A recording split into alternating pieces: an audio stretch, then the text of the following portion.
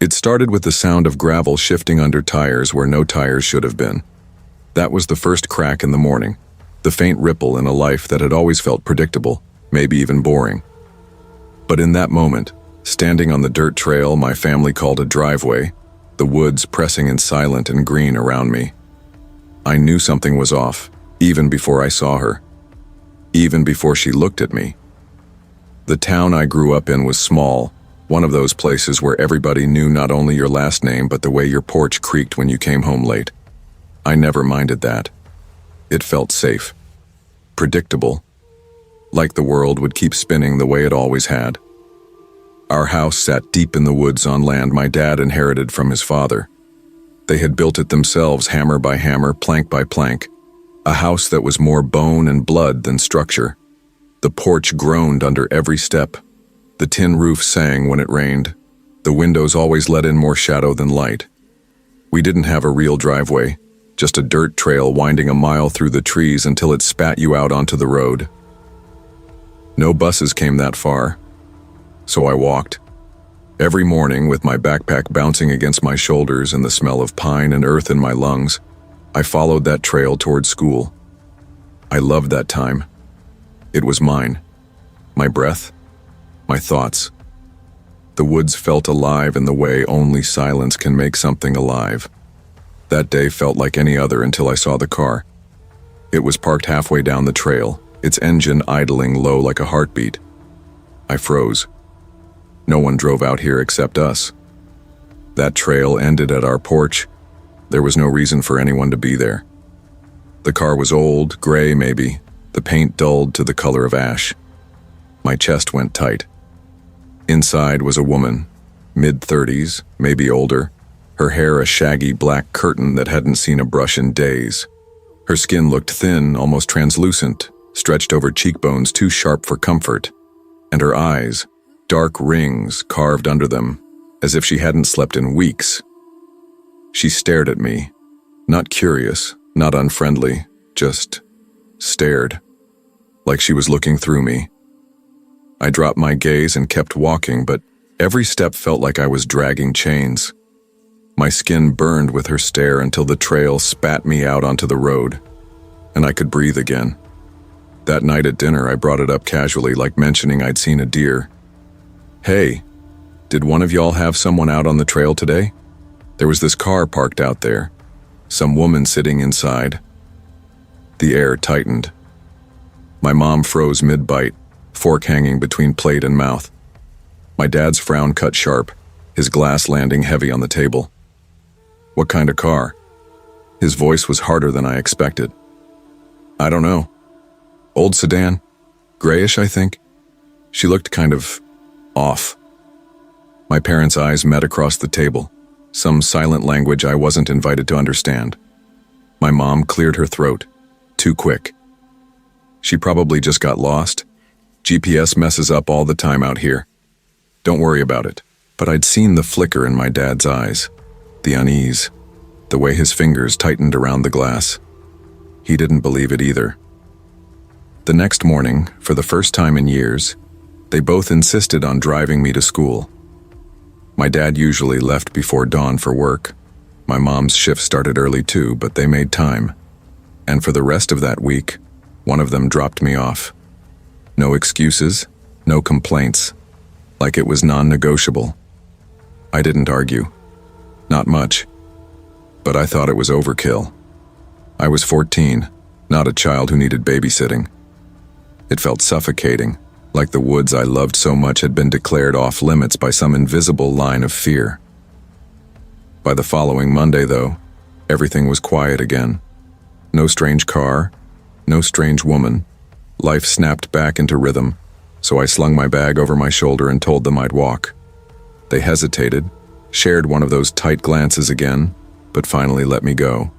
The woods welcomed me back.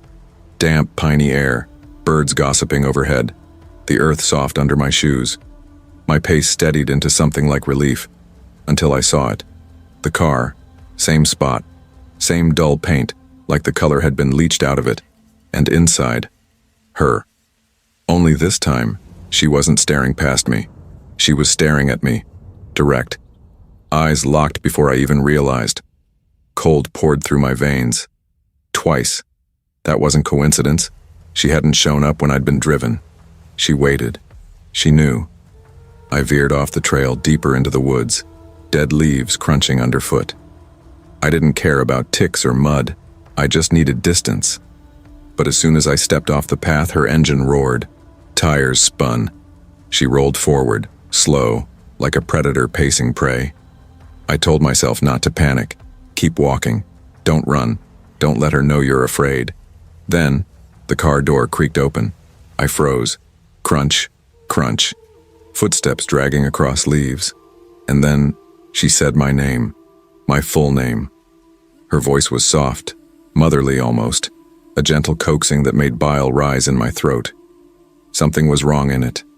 Hollow, empty, like someone had stripped out the humanity and left only the echo. I turned my head just enough to see her. She stood at the trail's edge, skin paler than before, lips parted as though frozen mid-breath. Her eyes sank deep in her face, unblinking, a puppet without strings. Something snapped inside me. Panic exploded. I ran. Branches whipped my arms, roots clawed at my ankles, but I didn't stop. The woods blurred into streaks of green and shadow. My chest burned, my ears filled with my own heartbeat. I didn't know if she followed, I didn't care. I just ran until the world tilted and my lungs screamed. I finally circled back toward home, hands shaking as I dialed my parents. They came barreling down the road, panic etched in their faces. Before I could even catch my breath, they called the police. But what shook me more than the woman's voice, more than her dead eyes, was what came after. Because they knew. They knew who she was. She's not just some stranger, my dad said, pale as the moon. She's my ex-wife. The words dropped like ice water down my spine. I stared at him, waiting for a punchline that never came. My mom sat stiff, jaw clenched, eyes fixed on some point beyond me. "We never told you," she whispered. "We didn't think it mattered anymore." Her name wasn't spoken, not then, not fully, just the weight of it. A ghost hauled out from somewhere they'd buried it. "She's had issues," Mom continued, each word brittle. "Bad ones." My dad rubbed his face, the lines in it carved deeper than I'd ever noticed. She'd get obsessed with people, ideas. She'd follow, watch, do frightening things. That's why I left. That's why I never told you. The day I first saw her, they already suspected. That's why they drove me to school, why they clung so tight. They filed a police report, but the police brushed it off. Said she seemed stable when they checked, said she wasn't a threat, but she was there. All that time I thought the woods were mine. She had been lurking, watching the house, watching me. She knew when I was alone. She knew when to wait. She knew my name. And what chills me still is this. I never found out what she wanted. My parents refused to say what happened after, whether she was arrested, hospitalized, or simply disappeared again. Every time I asked, they said only, "She's gone now." But gone where? Some nights, even now, I hear her voice in the wind, that soft, sweet wrongness curling between the trees, calling my name. And I wonder, not if she's gone, but if she's waiting for the day I walk alone again.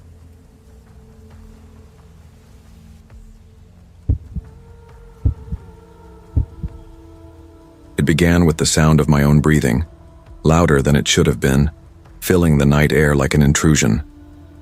I wasn't even inside my house when it first struck me that something about the air in Brookhaven felt off. The cicadas had gone quiet, and instead of the usual wash of neighborhood sounds, kids laughing, a dog barking down the block, the faint hiss of cars on the main road, there was only stillness. I was kneeling in the flower bed I'd built by the fence, pruning shears in hand, clipping at a stubborn rose stem that had grown wild. My gloves were damp with soil, my knees pressed into the earth. The lavender gave off a sharp scent every time I brushed past it, and normally that smell anchored me, soothed me. But on that particular afternoon, the perfume didn't calm me. It mingled with something metallic, faint, but sharp, almost like blood on the air. That was when I saw him. At first glance, he was no different from anyone else who might wander through the neighborhood. Tall, maybe late 30s, baseball cap pulled low, walking slow along the sidewalk. The kind of man you'd expect to have a dog leash dangling from his hand, or groceries tucked under his arm, or even earbuds in. But he had nothing. No phone, no bag, just a blank pace, as if he was neither coming from anywhere nor going to anywhere. When his head turned, his eyes grazed me like cold fingertips. I nodded politely, habit, but he didn't return it.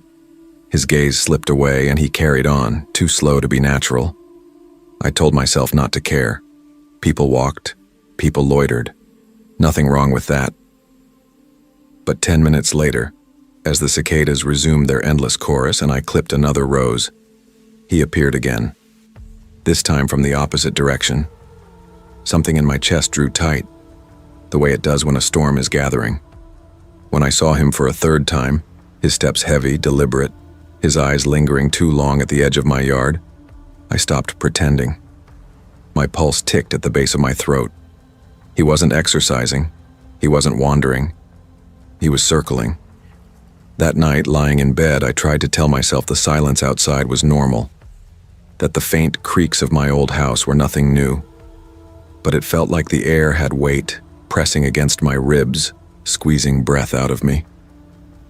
That was the first night I dreamed of glass breaking. A sharp, splintering crack echoing in the dark. I woke tangled in sheets, breath coming hard, convinced for several seconds that the sound had been real. The following days blurred together in a rhythm of unease. Morning coffee, office drudgery, evenings spent in my little yard among flowers. Each time I stepped outside, my eyes scanned the street against my will. And more often than not, there he was. The man. Sometimes walking past without a word, sometimes slowing, sometimes staring too long. One evening, watering can in hand, I saw him stop. His sneakers scuffed against the sidewalk, hands buried in his pockets. His body angled toward me with a deliberateness that made my skin crawl. Hi, I said, forcing lightness into my voice, though my grip on the watering can trembled. He took a step closer up to the edge of my property. His voice was gravel when he spoke, unused, as if the words scraped against his throat.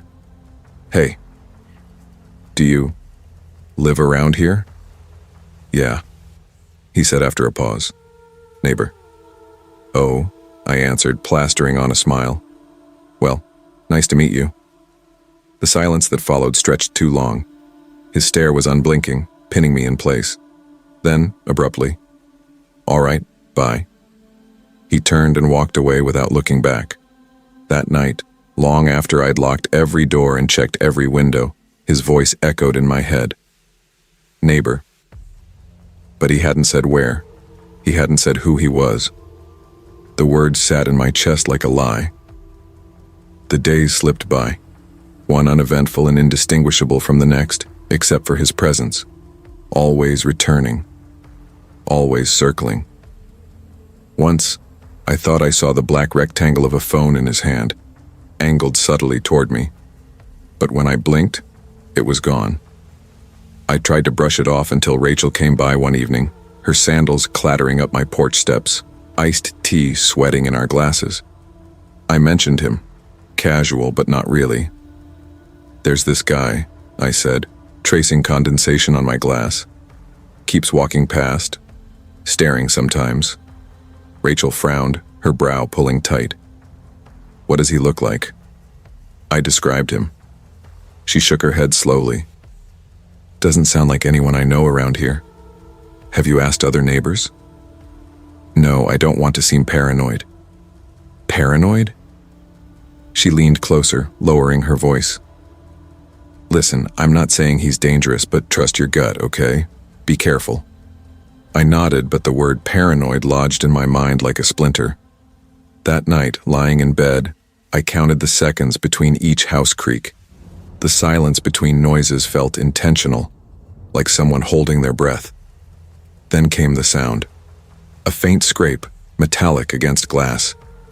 My body jolted awake at 2:45 a.m. My heart hammered as I froze, ears straining.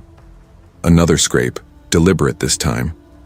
The unmistakable, stomach-churning crack of glass fracturing. My blood went cold. Someone was at my window. I slammed my bedroom door, locking it, breath shuddering as I dialed 911. My voice was a whisper. Someone's breaking into my house. Please, please send help. The footsteps came slow and heavy across my living room floorboards. The air thickened with each creak. My breath stuttered, hands shaking so violently I almost dropped the phone. The steps reached my hallway. The door handle jiggled once, twice. Silence. I pressed a hand over my mouth, certain he could hear my pulse pounding. Then footsteps again, retreating. Hope flickered. Maybe he'd gone, until they returned. Slower this time, like someone savoring the moment. He stopped outside my door. I pictured him there, inches away, ear against the wood, smiling. The sirens shattered the silence, slicing through the night. The footsteps hurried away.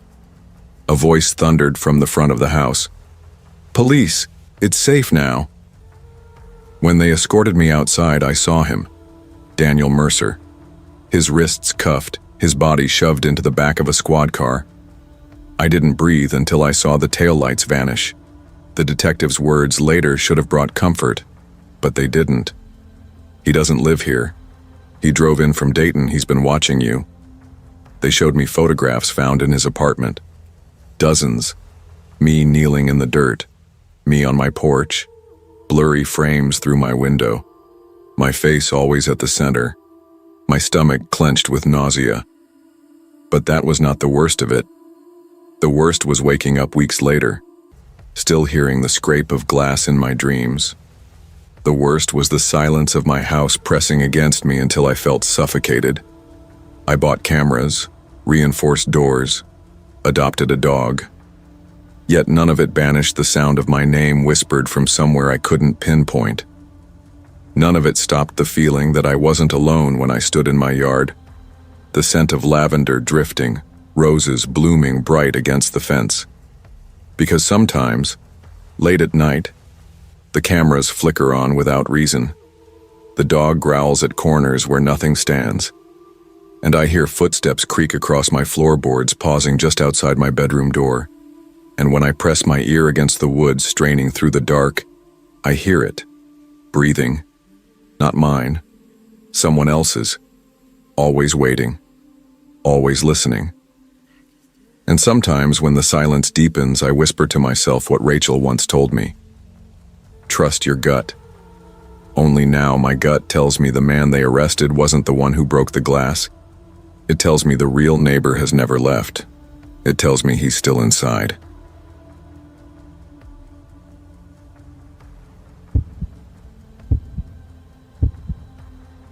I heard my own heartbeat before I heard anything else. Loud, unnatural, like it didn't belong inside me anymore, but was pulsing from somewhere in the room. The sound dragged me up from sleep into darkness, the kind of darkness where the air feels pressed against your skin, where you don't know if you're really awake or still drifting between worlds. I lay there, still, listening. The streetlight outside spilled a faint, jaundiced glow through the blinds, striping the walls, and I counted those bands of light like they could tether me to something real. But the silence between each beat of my heart, it wasn't empty. It was waiting. My name is Elena Ortiz, and I moved to Millstone when I was 23 because I thought disappearing was the closest thing to healing. Millstone was the kind of town people didn't move to unless they had no better option. A sprawl of farmland strangled by the ruins of an industrial district where broken smokestacks stabbed the skyline, half crumbled. People here either grew up and never left, or they left and never came back. I didn't belong to either group, but I belonged nowhere else either. After a breakup that split my life clean down the middle and left the wreckage on my shoulders and debts that grew heavier the longer I stayed in the city, I packed up what I could and drove until the lights thinned out behind me. What I found in Millstone was cheap enough to survive on, A one-bedroom apartment on Elmwood Avenue, tucked behind a row of duplexes that looked more like abandoned motels than homes. Inside, the ceilings flaked with peeling paint. The carpet smelled faintly of smoke no matter how much baking soda I sprinkled, and the plumbing rattled awake at night, like it had nightmares. But it was mine. That word, mine, became a shield. I got a job at Franklin's Market, one of those fading supermarkets with humming fluorescent lights that made everyone look a little sicker than they were. My degree in communications was useless here, but a paycheck was a paycheck. Most of the time I worked closing shifts, alone under the dying lights, the aisles empty by 10. I liked the routine. It was predictable. It meant I didn't have to think too much. And then came the man. He never arrived earlier than 9:45. Always near closing, always walking in with that slow steadiness that seemed deliberate, as if he didn't feel time the way the rest of us did. Tall, pale, mid-30s maybe. His hair hung limp, his face lined in ways that spoke more of sleeplessness than age. He bought the same things most nights: bread, a carton of eggs, cheap beer, and never said more than, "Thanks." But he had a way of looking at me. Not an obvious leer, not a smile, not even hostility. Just an unbroken stare that lingered half a beat too long, like his eyes had latched onto something in me I couldn't hide. The other cashiers groaned whenever he came in. They called him the 950 guy. Our manager, Marissa, once muttered under her breath, "Here comes Mr. Last Minute. Watch how he drags it out." But when he stood at my register, when his pale fingers brushed mine as he passed me crumpled bills, I felt something hollow tugging at me. The first time I saw him outside after closing, I tried to tell myself it was coincidence. The lot was nearly empty, just my old Corolla under the flickering lamppost, and a few rows down he stood beside his car. Not in it, not opening the door, just standing there, hands loose at his sides, face slack, staring toward the store. Not moving, not blinking. My chest tightened. For a second I thought about waving, about acknowledging him, but something in me recoiled at the thought. I got into my car fast, locked the doors, and pulled out without looking back. My skin buzzed the whole drive home. That should have been enough to shake me. But the silence of Millstone worked against me. Silence makes space for fear to grow roots. The first person I told was Angela, one of the other cashiers. She laughed, brushing a strand of hair behind her ear as she restocked gum at the counter. "Oh, come on, Lena. Creeps like that are everywhere. At least he's buying eggs and not like rope and duct tape." Her words made me laugh too, but only on the outside. Inside, the unease deepened. I called my sister a week later, trying to weave the story into casual conversation. "It's probably nothing, but there's this guy who—" "Elena," she interrupted gently, her voice crackling through the phone. "You've always been a little anxious. Maybe you're reading into things. You moved somewhere new. Of course it feels off. You'll settle in." Her reassurance felt less like comfort and more like dismissal, like she was pushing my fears back into my chest, where they would rot quietly instead of burdening her. That's when I stopped talking about it. If no one believed me, then it became mine to carry, and that's when the signs began to multiply. The first was the reflection. One night, as I was locking the store doors, he passed behind me, the glass catching his reflection. Only, something was wrong with it. The outline of his body looked bent, like the angle didn't match his real stance. His head tilted in the reflection when it wasn't moving in real life. I blinked, and it was normal again. Another night, I came home to find my bedroom door ajar. Just slightly. I always closed it before bed. I remembered closing it that morning. I told myself maybe I hadn't pulled it tight enough, but the next night it was open wider. The night after, closed again. Always different, always wrong. I started double-checking locks, pushing furniture against doors, keeping my phone clutched in my hand at night. Still, I woke to sounds, soft vibrations like a phone on wood, except my phone was black-screened beside me. Sometimes I swore I heard breathing, low and steady, just beyond the closet door. I tried to convince myself it was stress, paranoia. Maybe I wanted something to be wrong because if it was real, at least it wasn't all in my head. But the body knows before the mind admits it. My skin prickled before I even saw the car parked outside my apartment at 1 a.m., headlights flooding my window, then cutting off. That night broke something in me. I couldn't sleep, so I sat at the edge of my bed, staring at the blinds, counting my own breaths. That's when I realized the closet was open. A sliver, just enough to break the frame of the shadows. My heart slammed against my ribs so hard I felt dizzy. I told myself, "Get up. Close it." I stood. My legs were rubber. Every step toward the closet felt like stepping into quicksand. My hand reached out, trembling, fingertips brushing the wood of the door. That's when I saw it. An eye, wet, gleaming, fixed on me. Not angry, not pleading, just watching. The way you watch something small trapped in a jar. My scream ripped my throat raw, though I barely remember the sound. My body moved before thought, bolting down the hallway, tearing open the front door, sprinting barefoot into the freezing night. My feet slapped against the pavement until I reached the neighbor's house, pounding on the door until an older man pulled it open, confusion written on his wrinkled face. I stammered, sobbed, begged. He pulled me inside and dialed the police. When the officers arrived, the car was still in my driveway. His car. They searched my apartment, finding the closet door wide open, a crumpled jacket stuffed into the corner, and an old flip phone dead on the floorboards. But no man. Later they told me his name was Aaron Miles. Arrested before for trespassing, loitering. Nothing violent. When they caught him, he said he only wanted to watch. That he was lonely. That he didn't mean harm. His phone was full of pictures of me, leaving work, walking to my car, unlocking my apartment. Grainy shots through my living room window. Weeks of me, documented. The detectives said I was lucky. They said the only reason I woke was because his phone buzzed, vibrating in the closet and startling me. If not for that noise, I might not have opened my eyes. That's their version. The safe one. But they didn't see the reflection bend wrong in the glass. They didn't see the closet door shift open and shut on its own. They didn't see that eye, black and endless, unblinking, not quite human. I moved out within a month, breaking the lease, dragging my life away again. But no matter where I go, I check every closet. I push them shut and press my ear to the wood, listening. Because sometimes I hear breathing that isn't mine.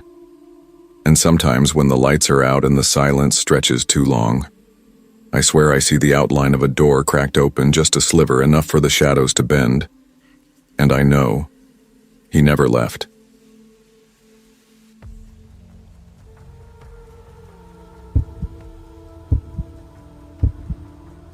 I thought it was just a ride. The first thought that returned to me again and again like a wound I couldn't stop reopening. Just a ride. A ride back to campus on a cold November morning, a 15-minute drive. Nothing more. The way I told myself that, clutching my purse to my chest, was the moment I should have known I wasn't safe. The air outside Ryan's apartment had been colder than expected, the kind of cold that cuts through fabric and skin and bone, the kind that smells faintly metallic as if the air itself were bruised. My sweater dress was wrinkled, thin against the wind. I had no jacket, no toothbrush, no change of clothes, nothing except the warmth that still clung to my body from the night before. I remember Ryan's smile the night before, how easy it felt to fall into it, how I thought being with him meant the world was finally opening up for me. 18 years old, first semester, new city, new everything. I told myself that one night at a party, one night with someone who made me feel like I wasn't just the awkward, sheltered girl from a small town, wasn't dangerous. That night was supposed to be magic. It had been, until it wasn't. The silver Honda Odyssey pulled up too quietly. I didn't notice it until it was right in front of me, waiting, humming like it had been there the whole time. The driver's face was unremarkable in a way that should have comforted me, but didn't. Wire-rimmed glasses, hair graying at the temples, the faintest trace of an accent. "You going to campus?" he asked. And even now, when I remember, I hear those words with the weight of something more. I said yes. I always said yes back then. "This door here is better. Back one is stuck. Sit up front. Safer." I should have refused, but daylight is a liar. It convinces you nothing bad can happen under the sun. I told myself it was fine and climbed into the passenger seat. The door closed heavier than I expected, sealing me in. The heat hissed through the vents, and with it came a smell I can't forget. Not just stale air, but something chemical, faintly sour, like cleaner that never quite fades. He adjusted the dial. "Cold out, isn't it? You okay with the temperature?" "Yes, thank you." I fastened my seatbelt. It clicked too loud, locking me in with finality. The conversation started ordinary enough. Tuition, the weather, his kids. He said he drove part-time. But there was something about the rhythm of it, as if every word was on a script he'd said to other girls, in other cars, on other mornings. At every stoplight, his gaze lingered. And then it dropped to my dress. "You look like you're dressed for a party." I laughed, brittle. "Yeah, just stayed at a friend's last night." "Cold morning for that dress." "Yeah, definitely." The silence stretched too long, too heavy. Then he said, low, almost kind, "Looks good on you, though. Very nice. You are a very pretty girl." Something inside me snapped taut. I gripped the strap of my purse. My smile was a reflex, my thank you automatic, but the moment didn't pass. His questions came sharper. Where was my family? Did I live alone? Was my roommate home? Each one stripped me bare, and then, "Can I hold your hand?" My brain stalled. "What?" He chuckled. "Your hand so soft, can I?" And without waiting, his hand was already on mine, resting on my thigh. Light, almost tender, but suffocating. My body froze. Every muscle screamed to move, but I stayed still, my chest tightening, my breath caught. The car hummed forward, the world outside blurring into nothing. When we reached the dorm, my relief came too soon. He didn't unlock the door. His head tilted. "Maybe I can get your number," I stammered. I don't give out my number." He smirked. "That's okay. Uber has it anyway, I'll just see it there." The blood in my body went cold, and then he leaned closer. "Can I kiss you?" Before I could speak, his mouth pressed against the side of mine, clumsy and wet, landing where my cheek met my lips. I wrenched free, shoved the door open, stumbled out. "Bye," I gasped, slamming the door and running until I was inside the dorm, the heavy glass door slamming shut behind me. I collapsed against the wall. My body shook so violently my teeth clattered. I wanted to scream, but all that came were broken sobs. I blamed myself, for the dress, for sitting in the front, for not saying no loud enough. But deep down I knew, it wouldn't have mattered. People like him don't need permission.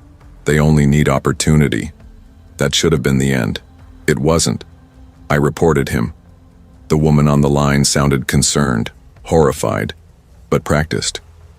"We'll suspend his account. There have been other complaints." Other complaints. The words slid under my skin like ice. For days, I couldn't breathe right. The corners of my room felt darker. The glass in the window didn't just show my reflection. Sometimes when the light hit wrong, I swore I saw another face there. His, smiling faintly, the wire-rimmed glasses catching the glow. My friends listened once or twice, then exchanged glances. "You're overthinking it," one said. "It was just a creep. You're safe now." But I wasn't safe. At night, lying in bed, I felt him, not in memory, in presence. A weight pressed on my chest, invisible but crushing, stealing the breath from my lungs. Sometimes a hot whisper of air brushed my cheek, rhythmic like breathing, though no one was there. My ears didn't hear him, but my mind did. "Just a ride, safer this way." I covered my ears. The words vibrated inside my skull, not sound but thought, too close, too heavy. I begged myself to sleep, but sleep meant dreams, and dreams meant I was back in that van. The same 15 minutes replayed endlessly, but never ended. He never dropped me off. The van just circled and circled, the scenery warping, unfamiliar streets looping like a maze I couldn't escape. It got worse. The van started appearing outside my dorm, not always parked, sometimes just rolling slowly by, headlights dim in the fog. Sometimes I glimpsed it in reflections instead, the faint shape behind me in a store window, the metallic gleam in a puddle by the curb. Once my phone screen lit up in the dark, and in its reflection I saw his glasses, his smile, though I was alone. I told my sister over the phone. Her voice was calm. Too calm. "You already reported it. Don't let it eat at you." The next day, I looked for the call in my phone logs. It wasn't there. No record. When I asked her again, she said she never remembered me mentioning it.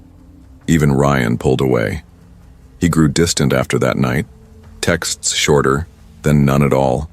My friends avoided the topic. I started skipping meals, skipping classes. My world shrank to my room, but even there I wasn't safe, because the van followed me everywhere now. I saw it parked across from the library, though no one else seemed to notice. I saw it idling by the cafeteria, though no exhaust rose from the pipe.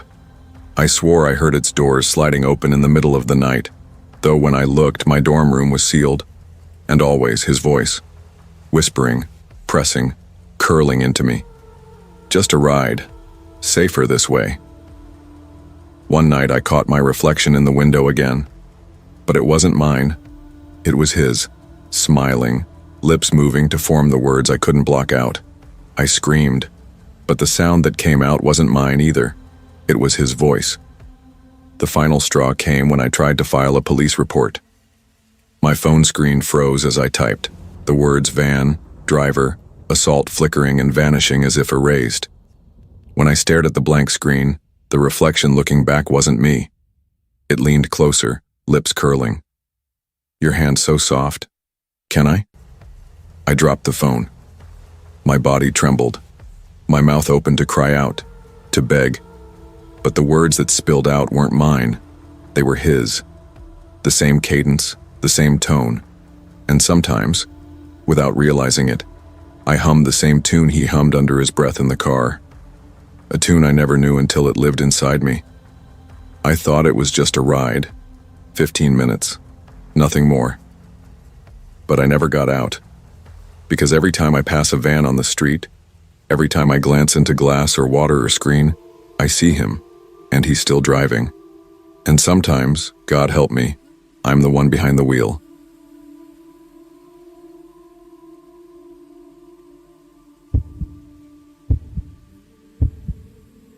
I never thought silence could feel so heavy, like it carried a pulse of its own pressing against my skin.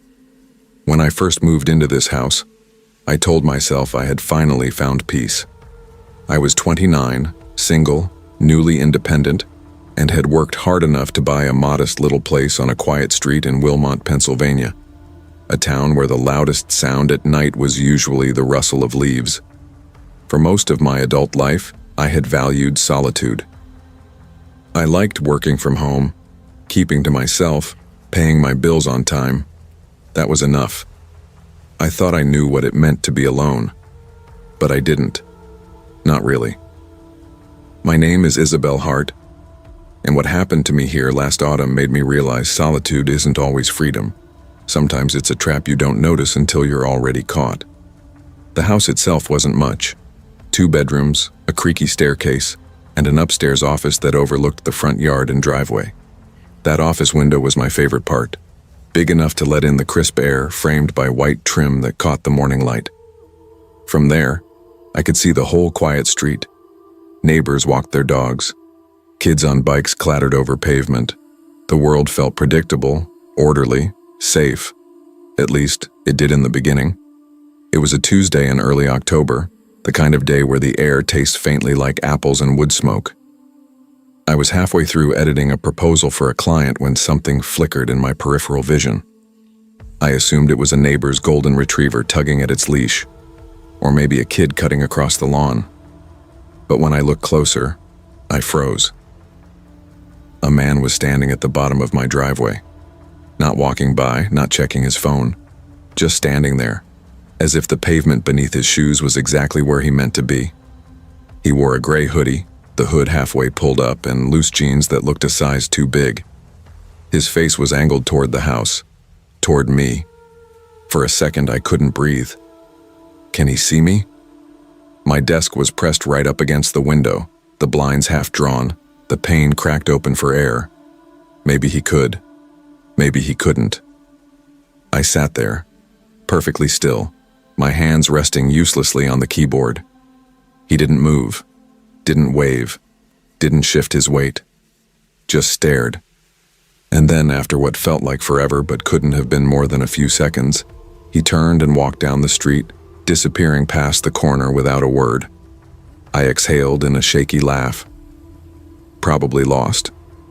Or waiting for someone, I muttered, but the sound of my own voice felt flimsy in the empty room. Something about his stillness didn't feel like waiting. It felt like measured attention. That night I called my sister, Maya, who lived 2 hours away in Philadelphia. She was younger by 3 years, sharper-tongued, always ready to poke at my cautiousness. "Izzy, that's creepy as hell," she said after I told her. "What did he look like? Did he say anything?" "Nothing unusual. Hoodie, jeans, he just walked off." "That's not nothing, you live alone, don't shrug it off." "I think you're being dramatic. Or you're being naive. There's a difference." I promised I'd keep my eyes open. But after we hung up, I double-checked that every curtain in the house was drawn tight. The next day blurred by in meetings, the kind where everyone talks too long and says too little. Around 1 in the afternoon, my coworker Ryan was droning about deadlines when instinct made me glance out the window again, and my stomach dropped. The man was back, same spot, same posture. This time I knew without a doubt his gaze was angled upward toward my window. I must have gone pale because Ryan's voice cut through the call. "Izzy, you good? You look like you just saw a ghost." Yeah, sorry, got distracted." But I couldn't stop glancing back. The man didn't budge. He stood there through Ryan's rambling, through my fumbling half-answers. And then, as suddenly as before, when I blinked and looked again, he was gone. That night, I didn't laugh it off. I called Maya again. "Same guy, same spot," I whispered. "He was just standing there watching." "Call the cops." "And say what? There's a man." "Standing?" "Standing is doing something. It's intimidation." I promised I'd think about it. I didn't. But when I stepped outside later, a horrible realization hit me. From where he stood, my entire office window was visible. If he wanted, he could watch me all day, and I'd never know unless I looked. 2 nights later, I was curled on the couch watching TV when I heard them. Footsteps. Slow, deliberate, crunching over gravel near the front door. My blood iced over. The steps paused, then faded toward the road. I crept to the peephole. Just a shadow walking away. Against my better judgment, I opened the door. A note was taped to the wood. 4 words, written in neat, blocky letters. "Isabel, answer the door." I dropped it as though it burned. My name. He knew my name. The police came. 2 officers with polite but tired eyes, who jotted everything down without much comfort. "If it happens again, call us right away," one said. Then they left, their headlights disappearing into the night. I barely slept. And at 1:58 a.m. the knocking began. Soft, deliberate, each rap echoing through the house like a heartbeat. I sat in bed, frozen. Another knock, then another. Calm, patient. I fumbled my phone, whispering to 911. The operator told me help was minutes away. The knocking slowed. 15 seconds, 30. Silence. When the officers arrived, the porch was empty. That was only the beginning. The weeks that followed hollowed me out. Every sound made me jump. Every glance at the window came with dread. The police promised patrols, but how could they watch forever? Then, nothing. No notes, no footsteps, no man. By Thanksgiving, I convinced myself it had passed. Maybe he'd moved on. Maybe it was all a strange coincidence. Until February. It was nearly midnight when I glanced outside and froze. The man was there. Same hoodie, same spot. But this time he was holding something small and rectangular. A phone? A camera? I couldn't tell. I dropped to the floor, pressing my back to the wall. When I dared to look again, he was gone. In the morning, at the end of the driveway, I found it a photograph. Me, sitting at my desk, taken from outside the window. That was when I knew he wasn't just watching. He had been inside my yard, close enough to touch the walls of my house. The detective who came looked grim. This isn't random. He wants you to know he's watching. I installed cameras the same day. It wasn't enough. A week later, at 2:30 a.m., my phone buzzed with an alert. Motion detected. On the live feed, the man stood at the driveway staring directly into the camera. Slowly, he raised a piece of paper. Let me in. I called 911, heart pounding so hard it blurred my vision. When the patrol car lights swept the street, he was gone. Again. The detective told me, "You might want to consider staying somewhere else." I did. I stayed at Maya's for weeks. The city was louder but safer. At least it felt that way. When I came back, the house felt different. The silence no longer carried peace. It pressed against me, thick and unnatural, like a held breath. It has been almost a year since the last sighting. No notes, no photos, no footsteps. But every time I sit at my desk by the window, my gaze drifts to the end of the driveway. Because deep down, I know something I can't say aloud. The scariest part isn't that he might come back. It's that I don't know if he ever left. And sometimes when the night is quietest, I swear I hear it. A knock. Faint. Patient. Waiting for me to answer.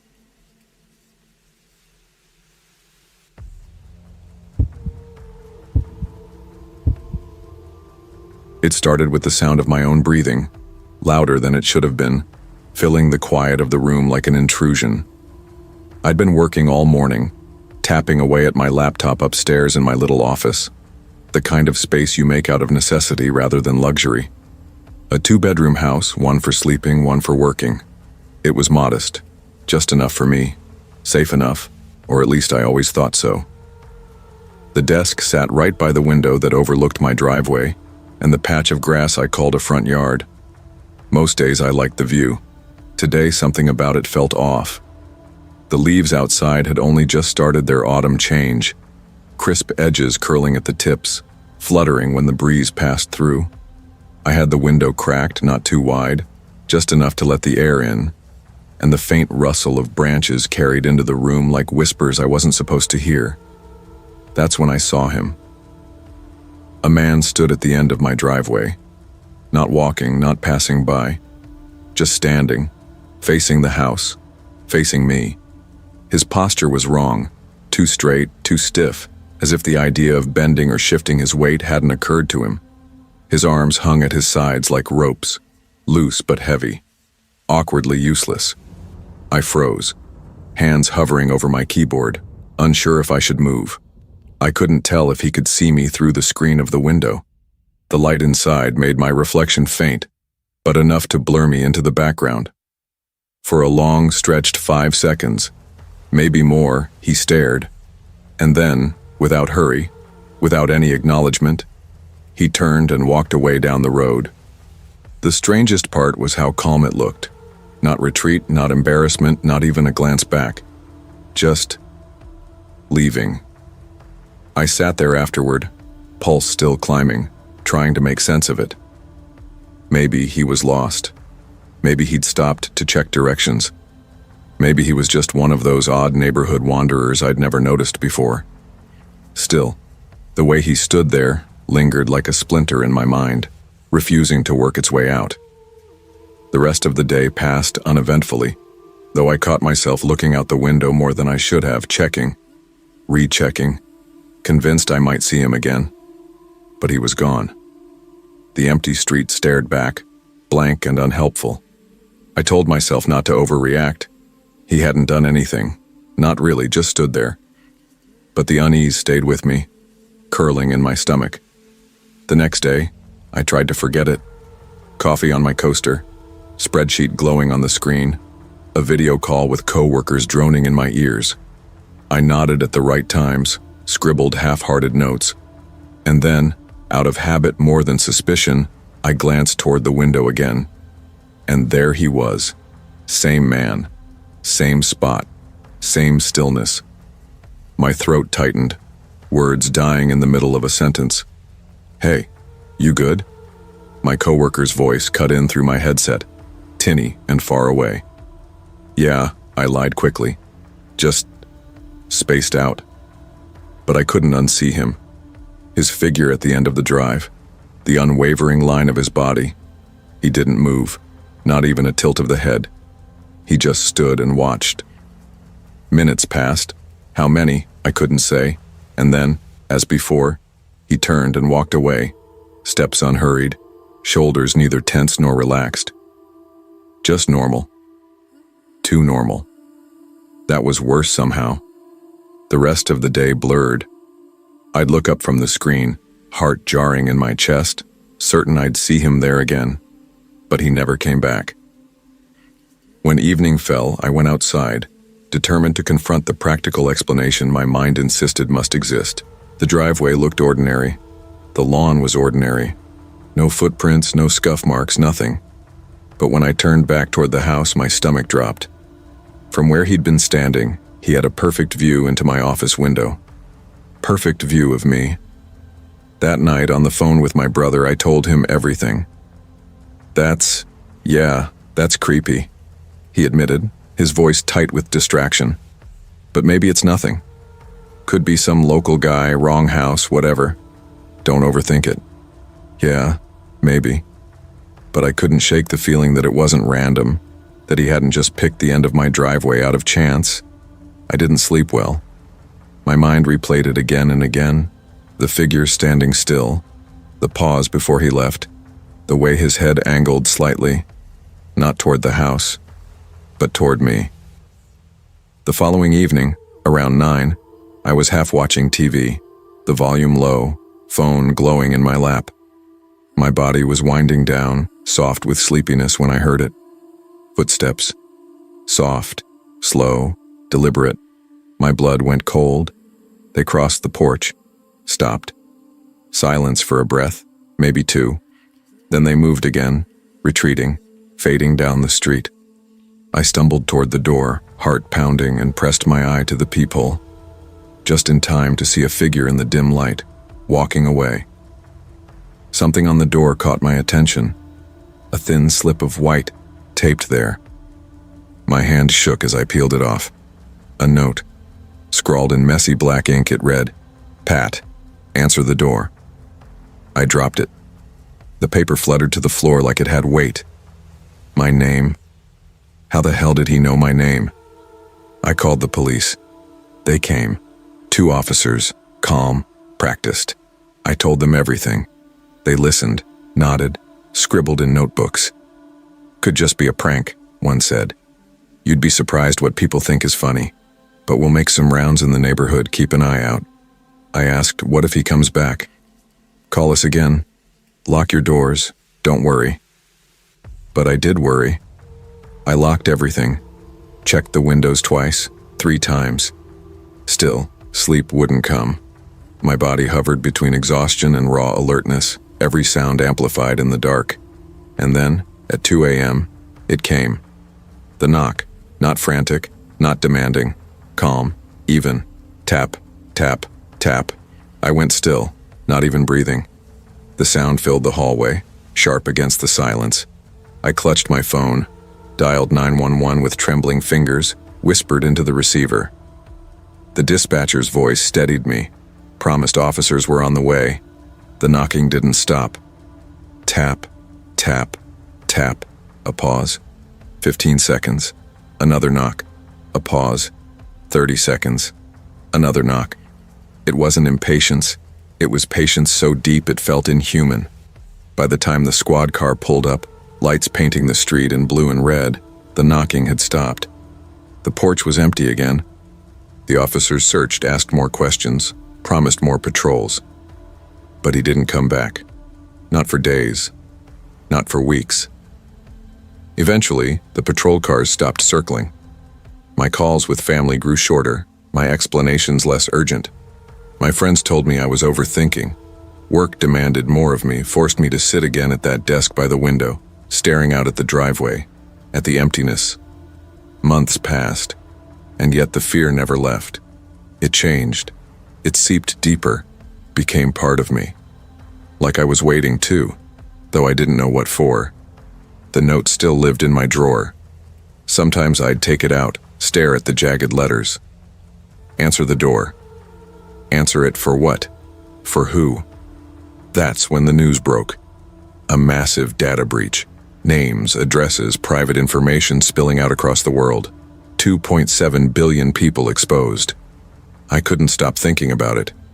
How much could someone know about me without me ever seeing their face? How did he know my name before I ever told him? I signed up for every security measure I could find.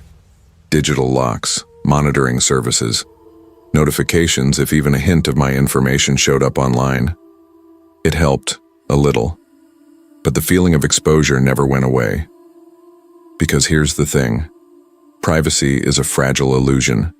A window cracked open, a name taped to a door, a knock in the middle of the night. Someone can always see more than you think. And sometimes when I'm working late, when the street is too quiet and the shadows seem to lean closer to the house, I think I hear it again. That steady rhythm. Tap, tap, tap. I never answer. But I don't know how long I can keep from it. Because the thought that chills me most isn't that he's gone. It's that maybe, just maybe, he's still waiting. Waiting for me to open the door.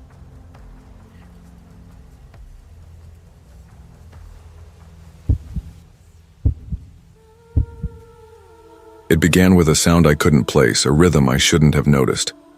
At first it was just tires on wet asphalt, faint, steady, almost like a heartbeat threading itself into the edges of my evening commute. Nothing remarkable, nothing that should have lingered in my head except that it did. I told myself it was the rain or maybe my imagination, because my imagination was always stronger at dusk, when the city gave way to the suburbs, when the sky turned purple and the air pressed heavy against my windows. But even then I felt it, the sensation of being followed. My name is Emily Carter. I'm 31 years old, and I've always thought of myself as ordinary. I'm not the kind of woman anyone notices. I keep my head down, do my work, pay my bills. I work as a junior analyst at a financial firm in Riverton City, the kind of job that sounds respectable but feels like erosion, the kind that wears you down in fluorescent light and endless spreadsheets. My life has been a rhythm of routine. Alarm at 6:15, coffee, 15-minute drive, 9 hours of numbers and emails, another 15-minute drive, reheated leftovers, Netflix until sleep. Predictability was my sanctuary. 3 years ago I bought a small house in the suburbs, a little 2-bedroom with pale siding and a patch of yard just big enough to mow. My neighbors are mostly families or retirees. The kind of place where people wave from their driveways, where kids ride bikes in circles on cul-de-sacs. Safe, predictable. That's why I chose it. Nothing changes here. At least, nothing was supposed to. The first time I noticed the car was a Tuesday. I was exhausted after a long day. My eyes ached, my brain hummed with leftover noise from meetings that should have been emails. It was drizzling, the streets dark and reflective. I slipped into autopilot, turning onto Lakewood Drive, then Cedar Lane, then Willowbrook Street. That's when I saw it. A silver sedan keeping pace behind me. At first I barely registered it, but when I glanced up again, my stomach pinched. Every turn I made, it made too. At the stop sign, I caught a glimpse of the driver.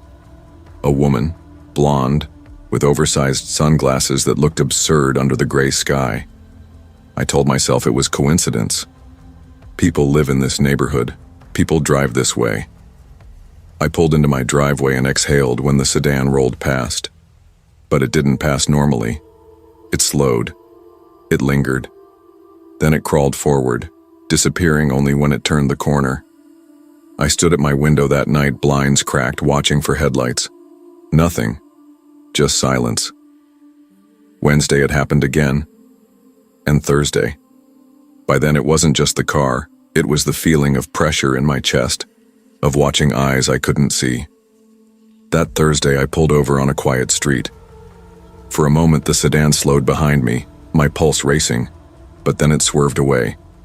I told myself maybe I'd scared her off. Maybe I'd imagined the whole thing. But Friday, when it happened again, there was no denying it.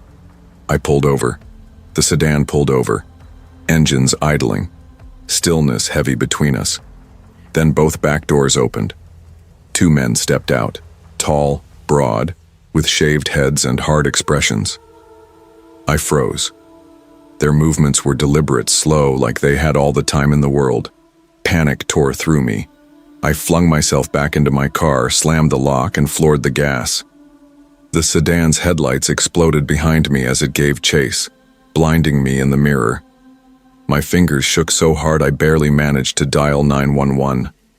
My voice cracked as I described the car, the blonde woman, the men. "They're following me. Please, they tried to..." The dispatcher's voice was calm. Too calm. "Stay on the line, ma'am. Where are you located?" I gave the cross street through trembling lips. She told me officers were on their way. And then, just as suddenly as it had started, the sedan slowed, turned down a side street, disappeared. By the time I saw flashing red and blue lights, my whole body was shaking. The officers listened, their pens scratching half-hearted notes. Without a license plate, without proof, they didn't have much to say. One of them shrugged. "Look, ma'am, we'll keep an eye out, but this sounds like some idiots messing with you. Can't keep sending cars out for shadows." Shadows. That word stung more than it should have. The next morning, I tried to shake it off. I leashed my golden retriever, Max, and walked toward the park. The sun was bright, kids were playing, sprinklers hissing. It almost felt normal. Almost. Then I saw them. The same 2 men, walking down the sidewalk toward me. Same faces, same stride. My blood turned to ice. I ran. Max barked and lunged beside me, confused but keeping up. I didn't look back. By the time I slammed my front door shut, gasping, they were gone. That was the last time I saw them outside. What came after wasn't about cars or men. It was subtler, quieter, more insidious. At first I thought it was stress. Work was relentless, and my supervisor had started dropping hints about burnout. But the more I tried to dismiss it, the more it pressed in. The house began to change. Tiny things, easy to brush off. A locked door, standing ajar in the morning. The kitchen colder than the rest of the house, so cold I could see my breath though the thermostat read 72. A faint smell of damp earth in the hallway at night, gone by morning. Shadows that stretched too far across the floor. I tried talking to my sister on the phone one night. "I think someone's been in my house," I whispered. There was a pause, then her voice softened. "Emily, you've been working too hard. You need rest. Maybe talk to someone, like a therapist." "I'm not imagining this. I know it feels real, but you've always had a vivid mind." Her words landed like a stone, a gentle dismissal. I could hear her kids playing in the background, her life full, solid, while mine felt like it was unraveling. Friends stopped answering my texts. At first, they promised to come by, to check in. Then their replies thinned. "Sorry, swamped this week. Let's catch up soon." Soon never came. When I called the police again, describing the cold rooms, the shifting shadows, the noises at night, the officer on the phone sighed audibly. "Ma'am, unless you've got evidence of a break-in, we can't keep sending units out. Houses creak, air vents make noise. You need to relax." Relax, as if I could. Nights stretched long. I'd wake at 3:17 a.m. sharp, every night, to the sound of faint footsteps on the stairs. Max would lift his head, ears pricked, a low growl rumbling in his throat. But when I crept out of bed with a flashlight, nothing was there. Just silence. Just shadows that seemed to wait. Sometimes in the bathroom mirror, I'd catch glimpses that didn't fit. My reflection tilting its head a fraction too late. My lips curving into a faint smile when I wasn't smiling. Once, I found myself standing in the dark kitchen at midnight, barefoot, hands gripping the counter. I didn't remember getting out of bed. Small changes crept into me. I started craving salt, spoonfuls of it, raw and burning on my tongue. I'd catch myself humming tunelessly, the same low melody over and over, though I couldn't place where I'd heard it. Sometimes I'd find myself staring at nothing, smiling faintly until Max barked and jolted me back. The car came back once late at night. I woke to the sound of an engine idling at the end of the driveway. I crept to the window, heart hammering. The silver sedan sat there, headlights off. The blonde woman in the driver's seat lifted her sunglasses. Her eyes were black, not dark, not shadowed. Black, absolute, like holes punched through the world. The men stepped out, but they didn't move closer. They just stood in the driveway, heads tilted, watching. I backed away from the window, barricaded myself in the bedroom. Hours passed. The engine faded. When dawn broke, there was nothing. No car, no tire tracks on the wet pavement. Nothing at all. Now weeks have passed. The police won't take my calls. My sister stopped answering. My friends have gone silent. I live in a house that breathes in the dark, that hums with something waiting. I check the locks 3 times each night. I keep salt in bowls by the doors, though I can't explain why. And sometimes, when I walk down the hallway, I catch my reflection in the mirror. Blonde hair, sunglasses, and a smile that stretches too wide, too thin, painted on a face that isn't quite mine.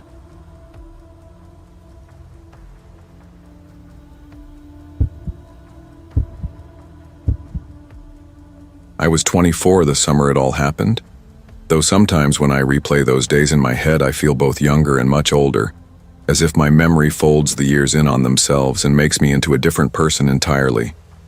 I had been living overseas for a long time, long enough that the rhythms of American life had started to feel more like something I watched on a television screen than something I belonged to. But when my aunt called to say we were planning a family reunion in North Carolina, I knew I couldn't refuse. My grandmother, Ruth, was nearing 80, and her health was failing. I thought about her kitchen table, the chipped edges of the laminate surface, the way she would serve fried cornbread from a cast iron skillet blackened with age.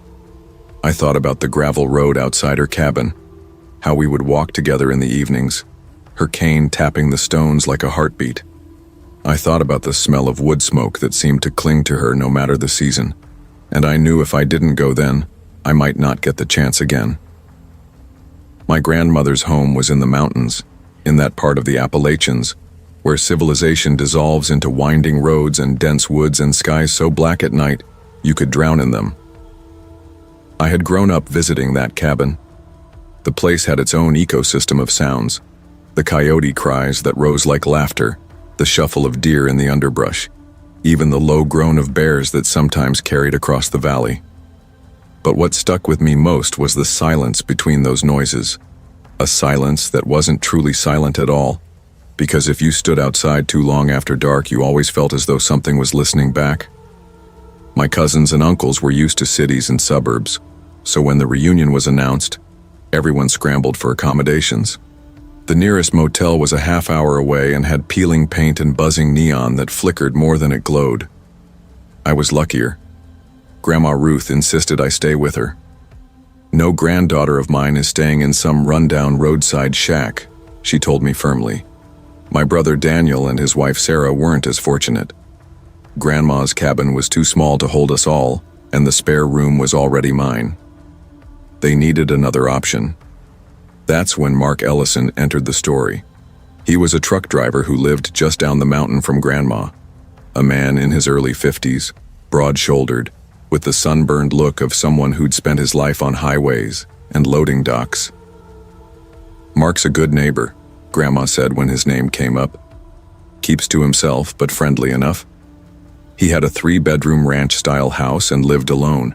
When he heard about the reunion, he offered Daniel and Sarah a room. No charge. It sounded almost too good to be true. I went with them to check the place out, partly out of curiosity, partly because something about the idea unsettled me, though I couldn't have explained why at the time. The drive was beautiful, with rolling hills spilling into shadowy valleys, the sun scattering light through endless forest. When we pulled up to his driveway, I remember saying, "Wow, this is gorgeous," because it was. His house sat on a little rise with a sweeping view of the mountains. "Postcard perfect," Sarah agreed. "It looks like something out of a magazine." Mark came out to greet us, and his smile stretched wide, maybe too wide, as if it had been practiced in the mirror. He shook Daniel's hand, clapped him on the back, and turned to me with a warmth that didn't quite touch his eyes. "Glad you came. Come on in. I'll show you around." If I'd left my impressions at that moment, I might have thought he was exactly what Grandma said, a decent, solitary man being kind. But impressions don't last long in the right kind of air, because the second we stepped inside, the smell hit me. It came like a wall, rotting meat laced with some acrid chemical tang, and strangest of all, the thin sweetness of cheap air freshener, the kind that smells more like plastic flowers than anything natural. My eyes watered immediately. Sarah wrinkled her nose. Daniel glanced at me, unsettled. Mark noticed, of course. He gave a little shrug. "Sorry about the smell. Cats, sometimes they make a mess. I just sprayed some cleaner too. It'll air out." I had grown up with cats. That wasn't the smell of cats. It was heavier, stranger. The kind of odor that burrows in the back of your throat and refuses to leave. The house itself was immaculate. Too immaculate. Every surface gleamed, every object lined up like it had been measured with a ruler. Not a speck of dust anywhere. And yet, no matter how perfect it looked, the stench clung stubbornly to the air, like a shadow that wouldn't be scrubbed away. Mark led us to the guest room. It was pleasant enough. A large bed, clean sheets, a sliding glass door that looked out over the mountains, but my eyes caught on the locks. Not just one lock on the sliding door, but two, a deadbolt and a heavy padlock. I remember Daniel trying to laugh it off. "That's a lot of locks." Mark chuckled. "Gotta keep my cats safe. Too many predators out here. Mountain lions, possums, even eagles. Don't want them slipping outside." But we'd already seen one of his cats lounging on the porch when we arrived. As we toured the rest of the house, I noticed something else. To get to the kitchen, you had to leave the house and come in through another door. The interior doorway that should have connected the kitchen to the hallway near the bedrooms was bolted, padlocked, sealed like a vault. Locks were supposed to keep danger out, not in.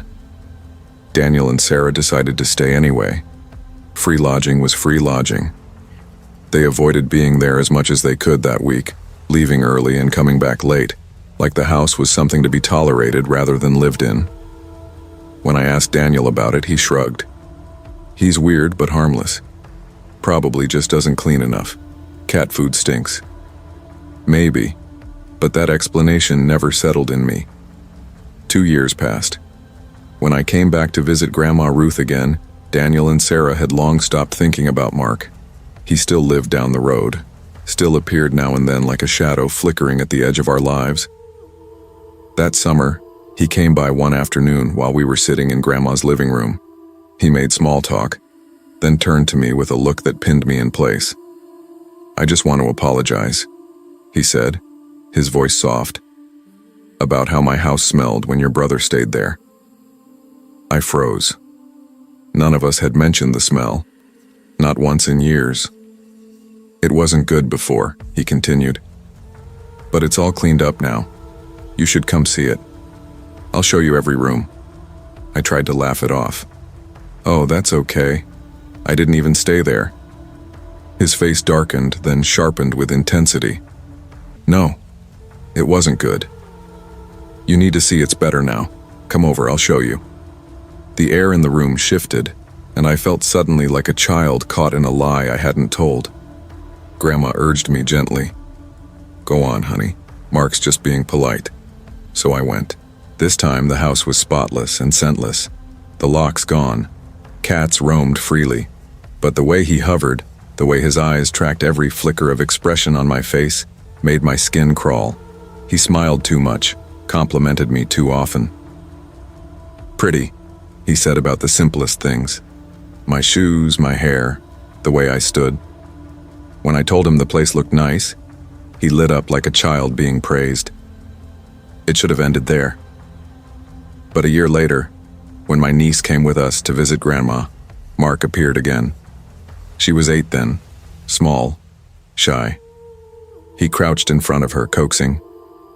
"You can ride my exercise bike, as much as you want. It adjusts for anyone." I stepped in.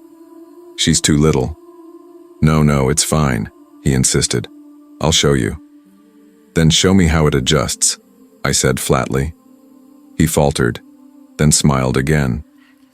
"Oh, that's okay. My house is messy right now." But he turned back to her, repeating, "Want to come ride it? Want to try?" When I called her mother's attention, he went silent. Grandma Ruth died a few years later. I miss her still. But I do not miss Mark Ellison, because here's the truth. I don't know what was really in that house. Maybe it was cats and cleaning fluid, maybe the locks were only paranoia. Maybe the smell was nothing but garbage left too long.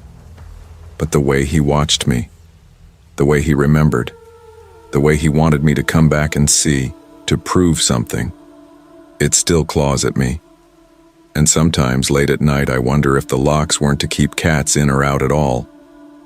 Sometimes I think about my niece, how close she came to saying yes. And sometimes, when the dark is too quiet, I remember that smell, the kind that stains memory. And I understand. The scariest monsters don't lurk in cities or shadows. They smile. They offer hospitality. They live down the mountain. They remember you. They wait. And they want you to come back.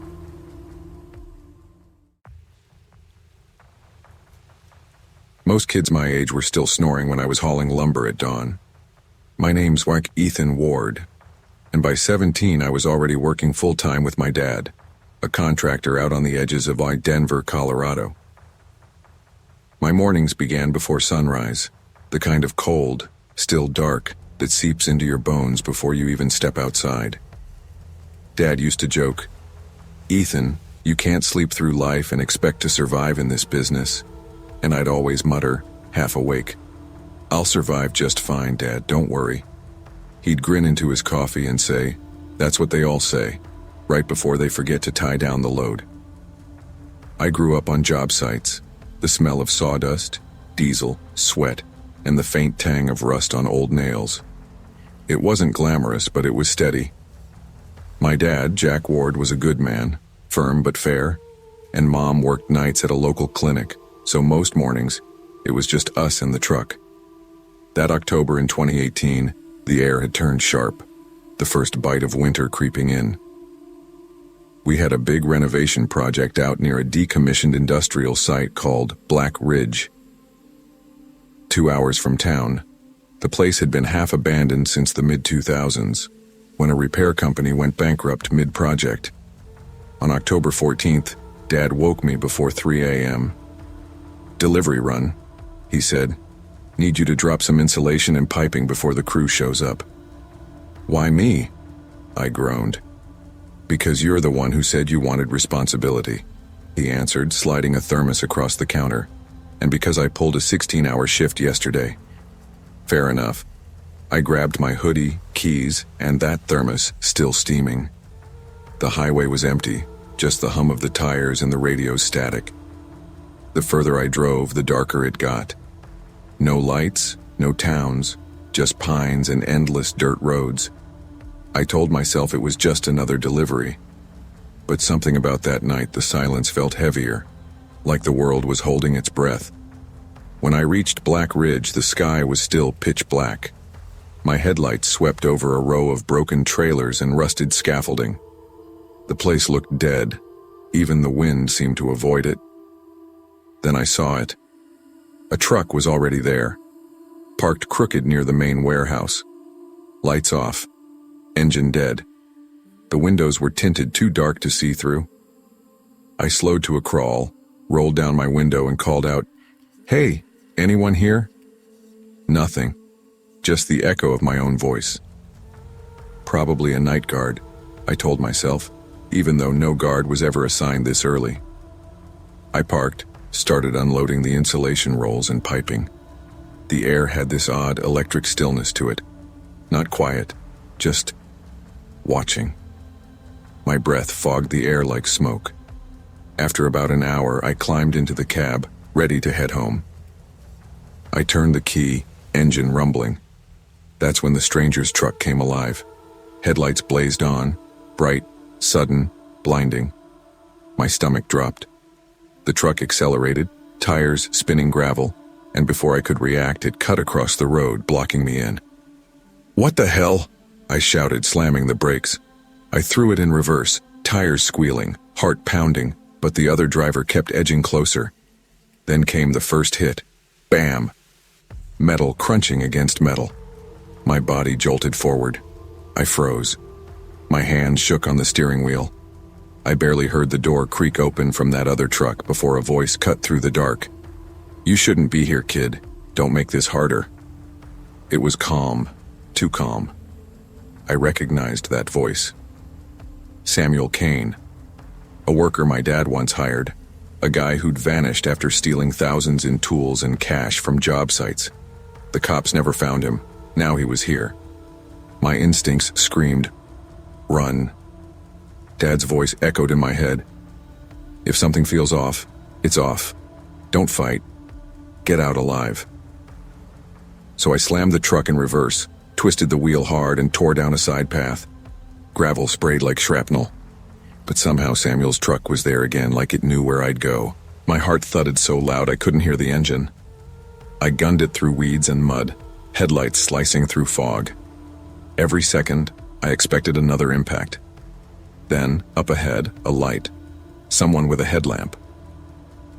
"Ethan, you okay?" a voice yelled. It was Marcus, one of Dad's crew leads, arriving early. I hit the horn and Samuel's truck without hesitation, killed its lights, reversed, and disappeared into the trees. No taillights, no sound, just gone. Marcus jogged over, flashlight sweeping my crumpled fender. Jesus, what happened? I tried to speak, but the words tangled in my throat. "Truck, someone tried to run me off. Samuel Kane, I swear it was him." Marcus's face went pale. "Kane? You serious?" "Dead serious." We searched the site. Nothing. No tire tracks, no footprints, just the echo of the wind through metal beams. When we got back to town, Dad was waiting on the porch. "You okay?" he asked, his voice half fury, half relief. "Yeah," I lied. "Just a scare." He narrowed his eyes. "A scare doesn't wreck a fender."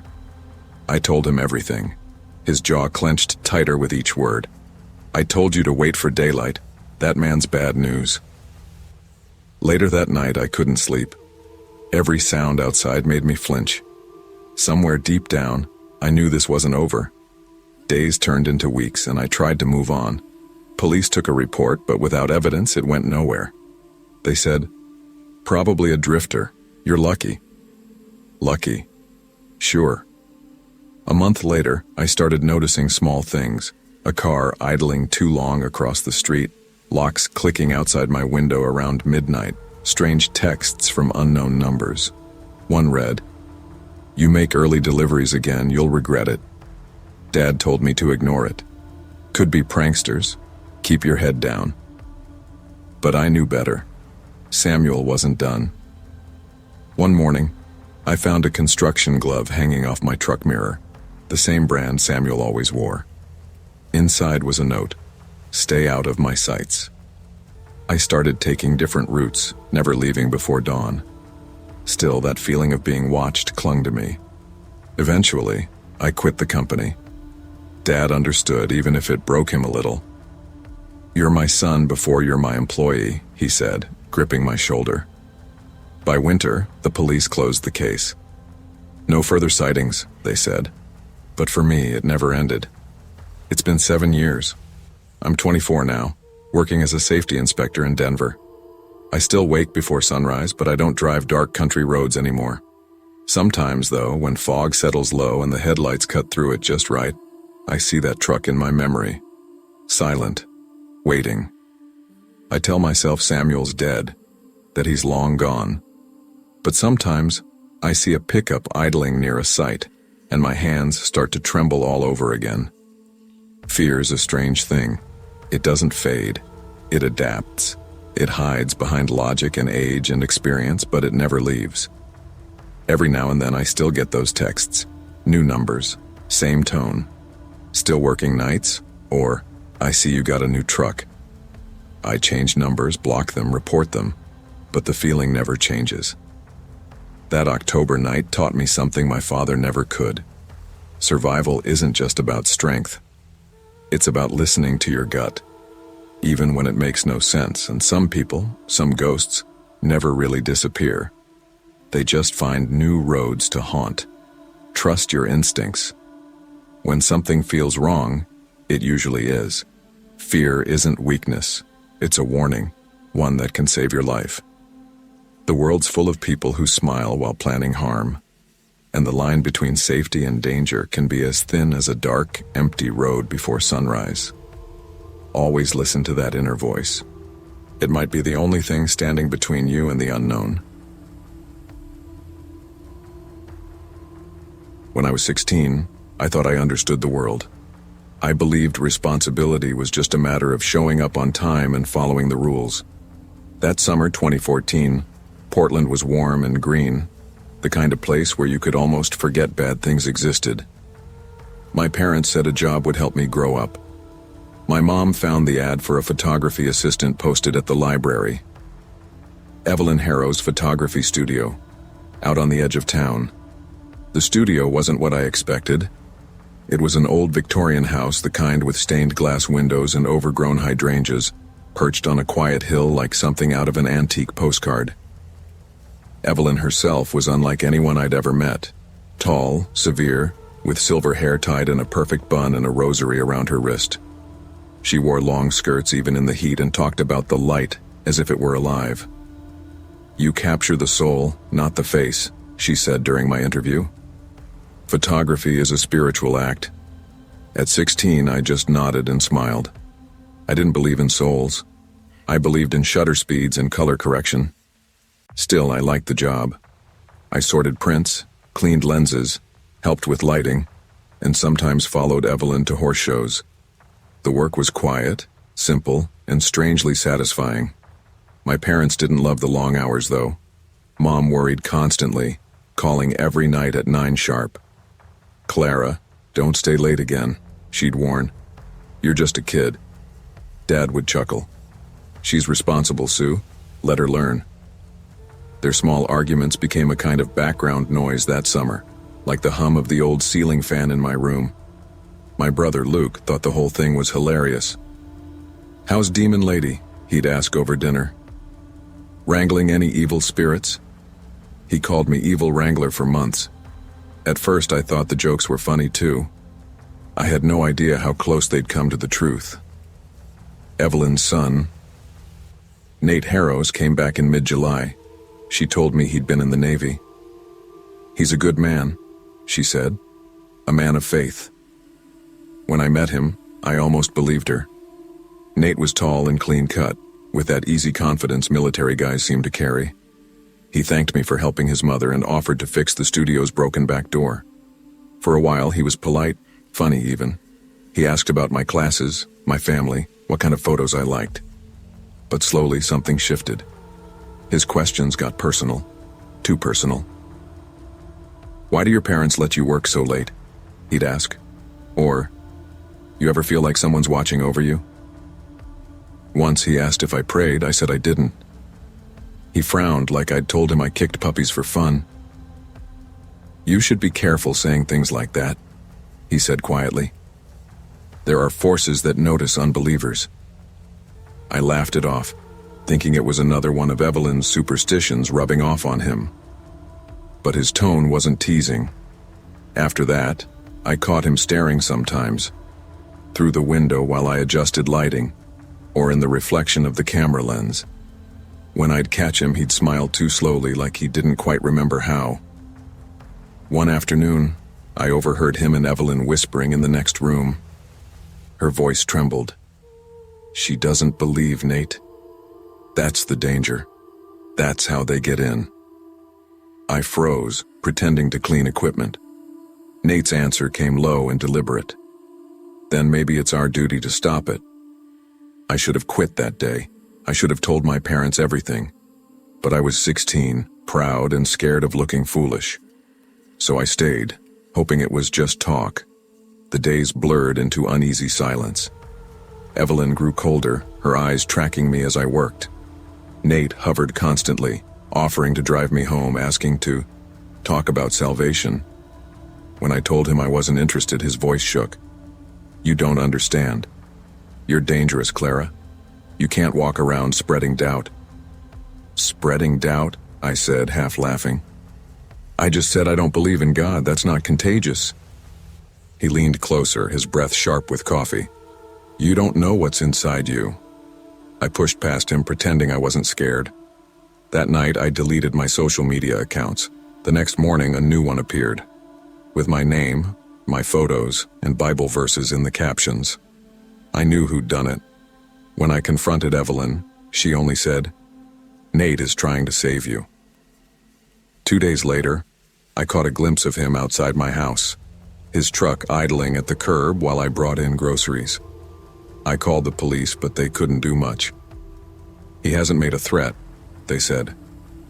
"If he comes on your property, call us again." That Thursday, I stayed home alone. Rain hammered the roof while I sorted photos for a client. Around 9, a soft knock echoed through the house. My heart stopped. Then came the sound of boots, heavy, deliberate, crossing the wooden floor. I grabbed my phone, whispering to the dispatcher as I ran for the basement. My hands shook so hard I could barely turn the lock. Then, silence. Minutes passed like hours. I heard faint breathing through the door, then scratching. My body froze. Every sound became unbearable, the hum of the fridge, the creak of the pipes. Then, as suddenly as it started, it was over. When I finally crept upstairs, the front door stood open. Rain blew across the floor. He was gone. The police found boot prints near the porch, Nate's size, they said, but nothing more.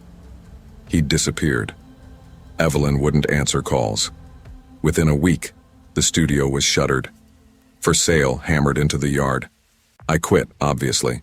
My parents wanted to move. We didn't, but I changed schools, stopped posting online, and kept my curtains closed for years.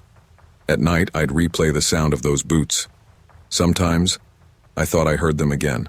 One step, then another, down some hallway that shouldn't exist. For a while, I thought I'd imagined everything. Then, a month later, a package arrived. An envelope with no return address. Inside was a single Polaroid of me, sitting in the studio, laughing. On the back, "You looked happy then." The police couldn't trace it. My mom cried for a week. Time dulled the fear, but it never erased it. I went to college out of state, changed my last name on social media, lived like someone learning to stay small. Every noise made me flinch. Every knock sent my pulse racing. And Nate? He vanished like smoke. No record, no sightings. Evelyn reportedly moved to Montana. Maybe she's still muttering about sin and demons somewhere. Sometimes I wonder if he's dead. Other times I'm sure he isn't. It's been 10 years. I'm 26 now, living in a quiet apartment outside Seattle. I photograph weddings and landscapes, and most days I feel normal. But when night falls, and the wind rattles the windows, the old fear wakes up. Sometimes I hear a knock. Soft, familiar, deliberate. My heart stops until I remind myself, it's probably just a neighbor. but part of me will always listen differently. Last month, a new client called for a headshot session. The voice was calm, polite. "You came highly recommended," he said. "You used to work with Evelyn Harrow, right?" My breath caught. "A long time ago," I said. "I thought so," the man replied. "She always said you had a good eye for the truth." The line went dead before I could respond. That night I slept with the lights on. It's strange, the things that never fade. People tell you trauma softens with time, that you move on. But moving on feels like walking away from a shadow that never stops following. Maybe he's gone, maybe not. But every time I hear that soft knock, I know one thing for sure. You can escape a place, not a memory. Evil doesn't always wear horns or haunt old houses. It can speak gently, smile politely, and call itself righteous. The lesson I learned is simple. When someone insists they know what's best for your soul, protect your sanity first. Trust your instincts, speak up early, and never ignore the quiet sound of danger. Summer nights in Sacramento have this strange stillness to them, the kind that makes even the crickets sound distant.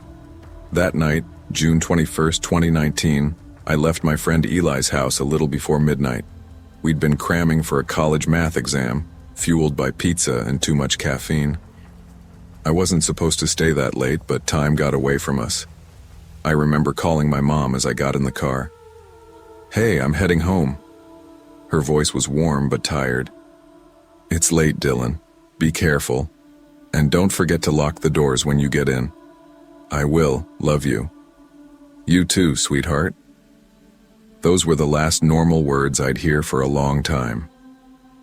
I drove through quiet suburban streets, the kind with half-lit porches and sprinklers hissing on automatic timers. Everything felt safe, ordinary, until I noticed the car behind me. Dark sedan, maybe a Chevy. At first I didn't think much of it. Late-night drivers were common. But after 3 turns and a few miles, it was still there. Every time I slowed, so did it. When I changed lanes, it followed. Unease crept up my neck. I muttered, "Okay, buddy, take your turn anytime now." But the car stayed glued to my bumper. The red glow of my taillights reflected off its windshield, too close, too deliberate. At a red light, I glanced at the rearview mirror. That's when I saw it. The driver wore a clown mask. The kind with a smeared white face, blue triangles under the eyes, and a blood-red nose. The mouth was stretched into an exaggerated grin that caught the faint light and glistened like wet paint. For a moment, I froze. My fingers tightened on the steering wheel. "What the hell?" I whispered. The light turned green and I accelerated hard, my heart pounding. The car followed. I called Eli, voice shaking. "Dude, someone's following me, I'm serious. It's a guy in a clown mask." Eli laughed, half asleep. "You're kidding, right?" "I'm not. He's been on my tail since I left your place." "Maybe it's just someone messing around." "This isn't funny, man. He's matching every turn." I turned down side streets, looped through neighborhoods, even took a detour by the gas station. But every time the same headlights appeared behind me. My mouth went dry. The sound of my own heartbeat filled the car. By the time I pulled into my apartment lot, my knuckles were white from gripping the wheel. I parked fast, engine still running, ready to bolt inside. The clown car followed me in, parking 2 spaces away. That was when I realized this wasn't random. I sprinted toward my building, fumbling for my keys. The automatic door beeped open and I stumbled into the lobby, breathing hard. The night clerk, a guy named Raymond, looked up from his phone. "Whoa, man, you okay?" There's someone outside, in a clown mask. He followed me here." Raymond blinked. "You serious?" "Call security, please." He picked up the phone slowly, like he didn't quite believe me. All right, chill. I'll radio them." I pressed my back to the lobby wall and peered out through the glass doors. The parking lot lights flickered slightly in the heat. Then I saw him, the clown, standing next to my car, perfectly still, just watching. Every instinct screamed to run, but I couldn't move. The clown tilted his head slightly, like studying me. The grin looked wider now, distorted by the glass. I whispered, "He's here. He's looking right at me." Raymond frowned, stepping closer to the window. "Holy!" He jumped back. "Okay, yeah, that's messed up." He grabbed his walkie and barked into it. "Security to Building B now." The clown began, walking toward the entrance. Slow, steady, confident. The air in the lobby turned cold. Raymond muttered, "Lock the doors. Lock the damn doors." I ran to the security panel and hit the lock button just as the clown reached the glass. He stopped inches away, the mask pressed against the door. His breath fogged the glass. Then came the sound of a soft tapping, rhythmic, like knuckles rapping to a tune only he could hear. Tap, tap, tap. He stayed like that for almost a minute. Then he lifted a gloved finger and traced a small heart on the fogged surface, before turning and walking away into the dark. Security arrived minutes later, but by then, the lot was empty. That night, I didn't sleep. Every sound, the hum of the fridge, the creak of pipes, made me flinch. I kept staring at the blinds, half expecting a painted face to appear. The next day, the police came. They took my statement, asked questions, and left with the usual, "We'll look into it." But deep down, I knew what that meant. Nothing. For a week, things were quiet. I convinced myself it was over, maybe a prank or some bored psycho, until the following Friday night. I got home from work around 10:30 p.m. As I parked, I saw a more red balloon tied to the handle of my car door. My chest tightened. I looked around. Empty street. No movement, no sound. The balloon bobbed gently in the breeze, the string creaking against metal. Attached was a note. "You looked scared. Let's play again." I dropped the note like it burned. My first instinct was to run upstairs and lock everything. I called the cops again, but all they did was file another report. Over the next week, I caught glimpses, flashes of that mask reflected in windows, a car idling across the street, sometimes even a faint laugh drifting up from the parking lot. My parents begged me to move back home. Mom cried over the phone, "Dylan, please, this isn't safe." "I can't just run away," I said, though I wanted to. "If I leave, he wins." Dad was firm. "Don't be stupid. You're being hunted." They were right. One night, as I took out the trash, I saw movement behind the dumpsters. A figure crouched low. I backed away, heart pounding, whispering, "Please, no." Then the mask glinted under the light. That same grotesque grin. I bolted upstairs, slammed my door, and called 911 again. By the time officers arrived, the parking lot was empty once more. They told me, "We'll increase patrols." But nothing changed. 2 weeks later, I was home alone. Eli had stopped coming over, claiming he didn't want to be part of whatever this was. I couldn't blame him. I'd stopped sleeping, started leaving lights on. The police visits had become routine. That night it was 11:45 p.m. again, the same time it all began. I was microwaving leftovers when I heard it. Knock, knock, knock, 3 deliberate taps on my apartment door. I froze. No one knocked that late. I whispered, "Who is it?" Silence. Then, from the peephole, I saw the distorted, smiling clown mask. Inches away. I stumbled backward, breath caught in my throat. The knocks grew louder, faster. "Go away," I shouted. Then came a low laugh, muffled but unmistakable. I could hear the sound of his breathing through the door. I grabbed the kitchen knife, shaking so hard it slipped in my grip. My phone trembled as I dialed 911. "He's here. He's outside my apartment." Dispatch tried to calm me, but I could barely speak. Please hurry." The knocking stopped. Then silence. 5 minutes later, sirens wailed outside. Officers searched the building. Nothing. No sign of anyone. But when they checked the door, they found something etched into the wood. A single word. "Soon." A month later, I moved back in with my parents. The clown never returned, not that I saw anyway. But every so often I caught a car with similar headlights lingering behind me, or a faint laugh on an empty street, and my chest tightened. I never felt normal again. I'd see a balloon and freeze. The sound of a tapping finger could send me spiraling. A year later, I read an article. Masked stalker haunts suburbs. Multiple reports of clown sightings. No suspects identified. The police never caught him. Maybe they never even tried. Sometimes I think he chose me because I looked easy, alone, predictable, young. Sometimes I think it was random. Either way, he changed me. I don't drive late anymore. I don't study past dark. And every night before bed I still check the blinds, twice.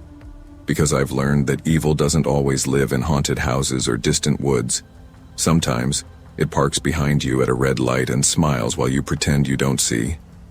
Fear is the most powerful warning we have, and the most dangerous to ignore. When your instincts scream that something's wrong, don't reason it away. Don't minimize it. The world doesn't always make sense, and some people wear masks not for laughter but for harm.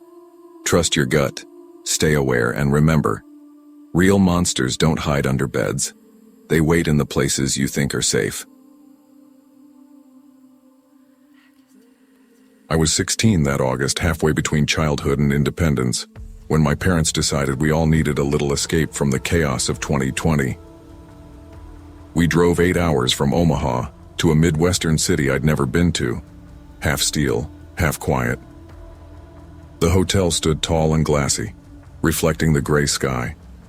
My mom said it looked safe and decent. I believed her. From the start, I wanted space. I'd spent months cooped up at home during lockdown, desperate for freedom. I'm just grabbing coffee, I told Mom that first morning, wandering down to the lobby in my denim jacket and messy bun. She smiled like she didn't quite trust me. That's when I first noticed him. He was maybe in his late 50s, sharp suit, clean haircut, the kind of man who looked like he belonged in a boardroom. But he wasn't reading or working. He was staring right at me. His eyes didn't move when I looked up from my phone. They just stayed locked, patient, calculating. I told myself I was imagining things. I even smiled awkwardly, pretending not to notice. But when he appeared again later that evening, standing near the bar in the lobby while my parents checked dinner reservations, that same stillness in his posture made my stomach twist. He didn't say a word, just watched. That night after dinner, I took the elevator alone. My parents were still talking with the concierge about sightseeing plans, and I wanted to crash early.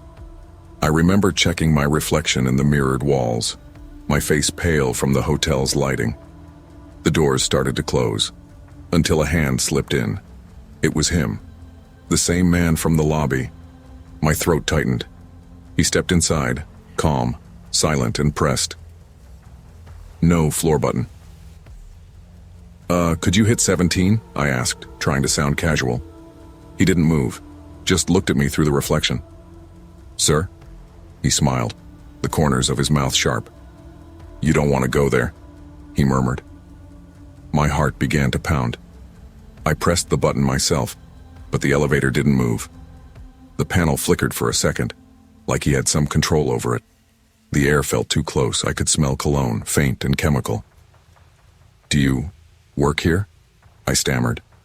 He leaned slightly toward me, voice low. I know where you're staying, Sophie. That did it. I slammed my backpack into his shoulder and hit the emergency stop. The doors jerked open between floors, just enough. I squeezed through the gap, scraping my arm, bolting into the hallway like the floor was on fire. I didn't look back.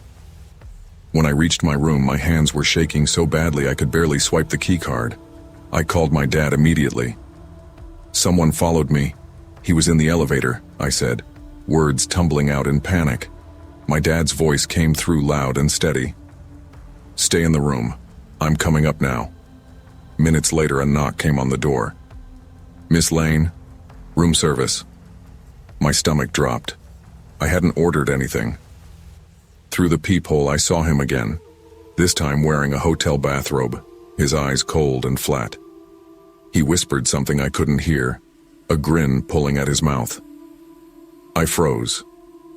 Then I called my dad again, whispering, "He's here. He's right outside."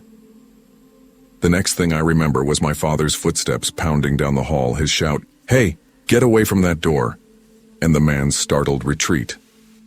Security arrived within minutes. They caught him near the stairwell, pretending to be a guest. His ID didn't match any room. The police took him away while I sat on the bed, wrapped in my mom's arms, shaking uncontrollably. We stayed only one more night. The hotel offered free meals, apologies, and words that sounded rehearsed. I didn't sleep. Every sound made me jump. The hum of the air conditioner, the click of the elevator, footsteps outside the door. Back home, things didn't feel normal again. I couldn't take elevators without panicking. I checked locks twice, sometimes 3 times. I avoided looking at strangers too long, afraid of eye contact, afraid of recognition. Therapy helped eventually. Talking helped. My parents tried not to hover, but they did. My dad still tenses when I travel alone. Mom keeps saying, "You did everything right, honey. You trusted your gut." Still, that man's voice lives somewhere in my head. The stillness, the control, the way he said my name like he already owned it. 2 years later, at 18, I returned to that same city for a college visit. The hotel was still there, same name, same street. I stood across the road for a long time, watching people come and go through the glass doors. My pulse raced. I thought about the elevator, the sound of his shoes on the marble floor. I thought about the fear that had shaped every moment after. But this time I wasn't 16. I wasn't frozen. I walked inside, not to stay, just to see. The lobby looked smaller than I remembered. The mirrors didn't scare me anymore. I ordered coffee, sat near the window, and for the first time, no one was watching. That night, back at my dorm, I texted my mom. "Went by the old hotel today. I'm okay." She sent back a heart emoji and the words, "Proud of you, Soph." And for once, I believed her. Trust your instincts. Always. Sophie's story isn't just about fear. It's about intuition, courage, and survival. Evil often hides behind politeness or familiarity, but your gut knows when something's wrong. Speaking up, fighting back, or simply getting out can save your life. In a world that sometimes dismisses young people's fears as overreactions, believing yourself is the most powerful act of all. It was December 2021, just after the holiday dinner with my family, and I was driving home through Iowa. I'd opted to drive instead of fly this year. Tickets were sky high, and besides, I liked the solitude of a long night drive. Or at least I thought I did. My name is Logan Price, 34, and I had no idea that night would change the way I looked at the open road forever. The highways outside Des Moines were empty, the kind of empty that makes the headlights seem like the only things alive. I was a little tired from the family meal, the warm food and long conversations still lingering in my stomach. My mind wandered between work deadlines and the mundane details of home life when I noticed a black van tailing me in the distance. At first I shrugged it off. Maybe another traveler, maybe a trucker. But then it didn't pass. As I adjusted my speed to merge onto a back road, the van mirrored every move. My stomach sank. "No way," I muttered under my breath. This isn't just coincidence." I called my wife, my voice tight, trembling more than I wanted to admit. "Hey, I think someone's following me," I said, gripping the wheel like it might save me. "Logan, don't panic. Can you pull somewhere safe?" she replied, her voice soft but concerned. I scanned the road, desperate for any light, any human presence. A lonely gas station appeared ahead. I swerved in, hoping they'd drive past. They didn't. The van slid behind me, silent at first, then the back doors began to open. 3 men in dark clothing stepped out. My heart leaped into my throat. Instincts took over. I dove into my car, locked the doors, and floored it. I could hear the thud of their hands against the handles as the van sped off just as suddenly as it had appeared. My hands shook so badly I could barely hold the wheel. Later, the sheriff took my report politely but without much urgency. Over the next weeks, I learned that truckers and locals had spotted similar vans along lonely highways. My fear spiraled into paranoia. Every trip felt like a calculated risk. The highway that had once promised freedom now felt like a trap stretching for miles, and I realized this was only the beginning. For weeks, I avoided driving at night. Any route home from work, any late-night errand, became a psychological minefield. I doubled my vigilance on roads I'd driven 100 times before. Every rear-view glance sent my pulse racing. Every dark shadow near the roadside made me flinch. One night, 2 weeks after the initial encounter, I was driving back from a client meeting around 10 p.m. My tires crunched over frostbitten gravel when I saw it, the black van, waiting a mile behind me like a predator. My chest seized. I tried to call my wife, but my phone had no signal. Of course it didn't. "Okay," I whispered to myself, hands tight on the wheel. "Stay calm. Don't do anything stupid." I took an unexpected exit, weaving through narrow farm roads. The van followed, silent and deliberate. I could feel its presence in my mirror, like dark eyes calculating, waiting. For the first time, I truly understood the sensation of being hunted. Every instinct screamed at me to run, but run where? These roads were desolate. There were no motels, no open diners, just miles of emptiness. I remembered the tire iron in the trunk, a laughable defense against whatever was waiting for me in that van. I considered running the vehicle off the road, but rationality overrode panic. If I caused an accident, I'd be alone, vulnerable, with no witnesses. Eventually, I found another gas station. It was small, only one pump working, and the lights flickered overhead. I pulled in, praying the van would vanish, but it stayed. I sat in the car, engine running, pretending to make a phone call. Sweat ran down my back. After 15 minutes, the van finally disappeared, leaving nothing but a chilling emptiness in its wake. That night, I barely slept. My dreams were haunted by dark vans sliding through empty highways, doors creaking open, men in masks lunging toward me. I began carrying my phone in one hand and the tire iron in the other on all night drives, scanning the horizon like a soldier in a war zone. I started talking to truckers at rest stops, sharing what I'd experienced. One old man named Carl, his face lined with decades of highway miles, leaned back in his chair and said quietly, "Son, you're not the first and you won't be the last. They watch for lone drivers.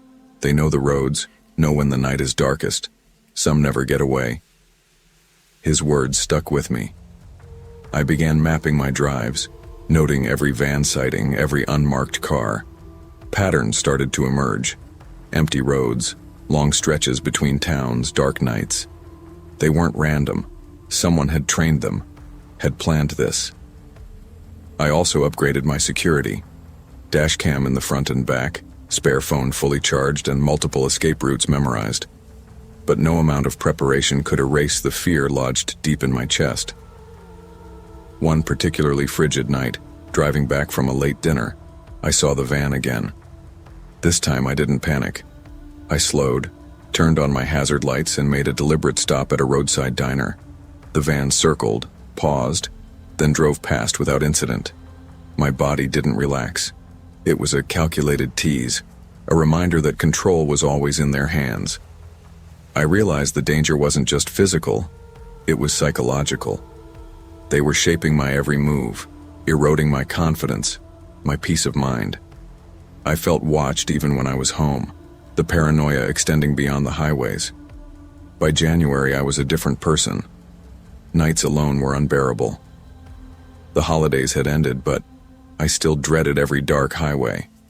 I had conversations with my wife about installing a GPS tracker, new locks, even a small alarm system at home. She worried about my mental state, which only made me more aware of how trapped I felt. Then one night, something changed. The van followed me for hours, almost to the point of exhaustion. They didn't make a move, didn't reveal their intent, just trailing, ghost-like. My hands cramped from gripping the wheel. I pulled into a truck stop, heart pounding, praying they would pass.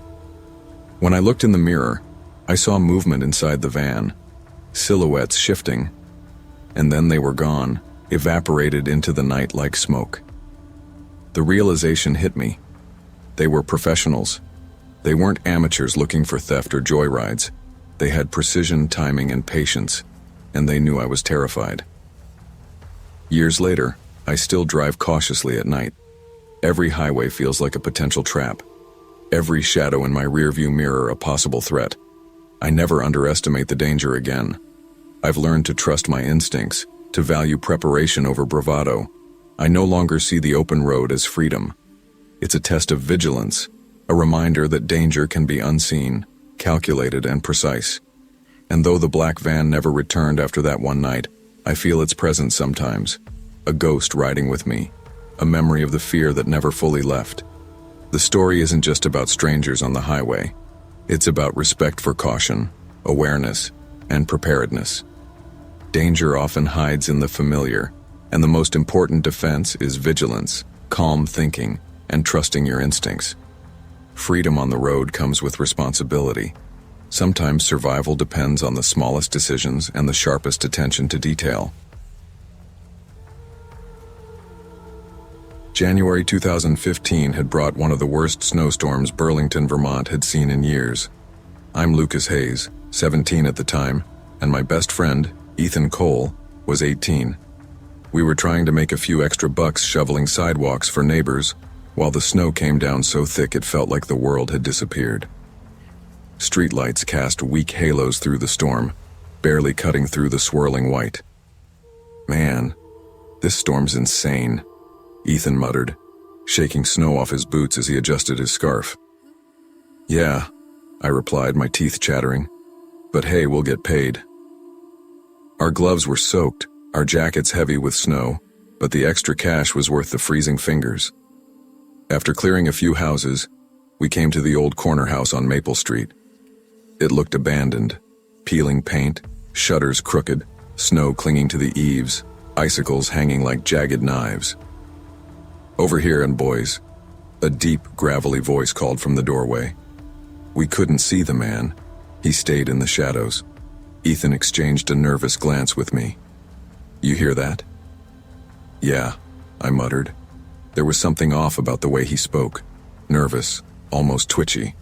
We started shoveling the walkway, and I couldn't help but glance up at the second-floor window.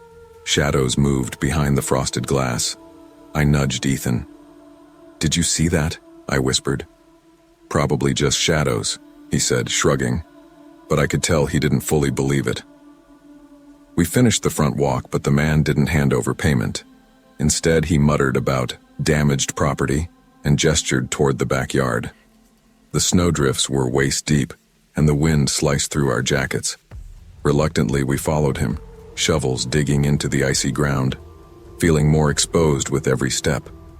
There was something in his twitching gestures that made my stomach tighten. When I claimed we'd forgotten a tool inside, I moved toward the gate, forcing my panic down. Snow muffled our hurried retreat, adrenaline pushing our legs faster. That night, when I got home, I saw something that made my blood run cold. Fresh boot prints leading from the backyard straight to our shed.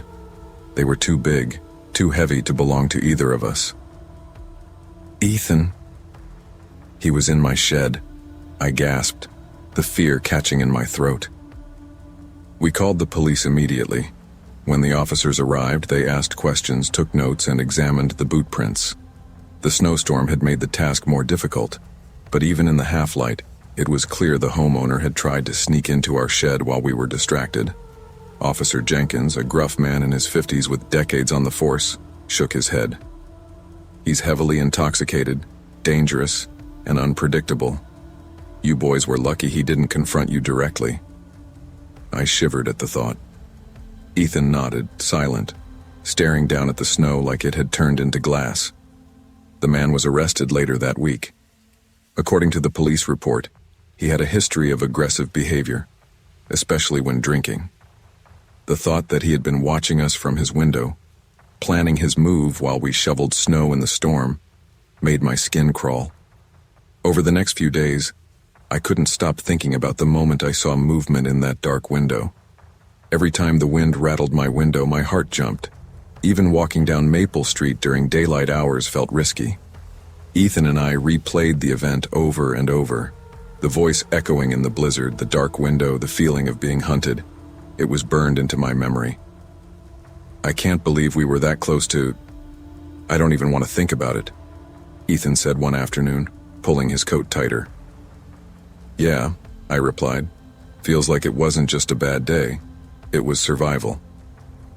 After the arrest, life slowly returned to normal on the surface, but the memory lingered. Every snowstorm, even minor flurries, made my stomach knot. I checked locks obsessively, and any shadow outside my bedroom window triggered a jolt of fear. Ethan and I tried to joke about it, laugh it off, but the tension never fully disappeared. Walking down Maple Street felt different, like the wind carried unseen eyes. I would wake up in the middle of the night, heart racing, hearing footsteps that weren't there. I realized the storm had given him an advantage. He had used the weather, the isolation, to plan, to move without fear of being seen. That kind of calculated threat was terrifying. Not random, not impulsive. It was intentional. Even the neighbors, usually friendly and chatty, seemed wary during storms. Everyone had heard rumors about the man, about his temper and unpredictable behavior, but no one could fully explain the feeling of dread that settled in the neighborhood that winter. One night I couldn't sleep.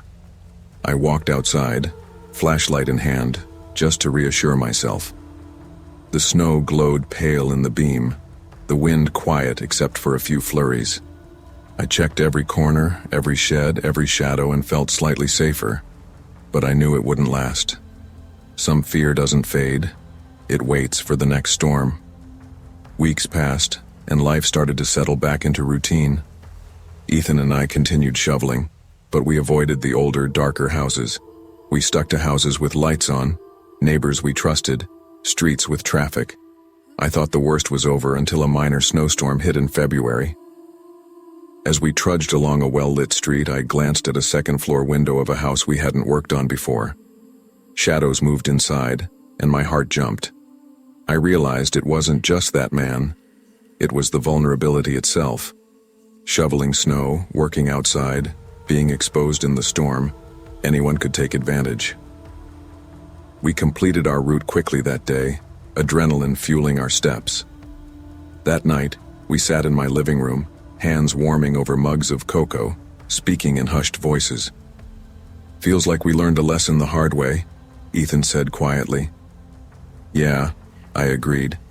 Sometimes even something as normal as shoveling snow can turn into a fight for survival. It was a lesson we didn't want to learn, but we had. And the fear that gripped us back then was something I would carry for years. By spring, the snow melted, and with it, some of the immediate tension. The man was gone from the neighborhood, confined by legal consequences, and Maple Street started to feel like a safe place again. But my perspective had changed. I no longer took ordinary tasks for granted. I always checked windows before going outside. I never ignored the feeling of unease. And I realized that awareness and caution weren't paranoia, they were survival instincts. Ethan and I continued to work together side by side, but the memory of that storm, the dark windows, and the voice calling from the shadows stayed with us. I never walked down that street alone in snow again without checking every detail. The snowstorm had taught me something important.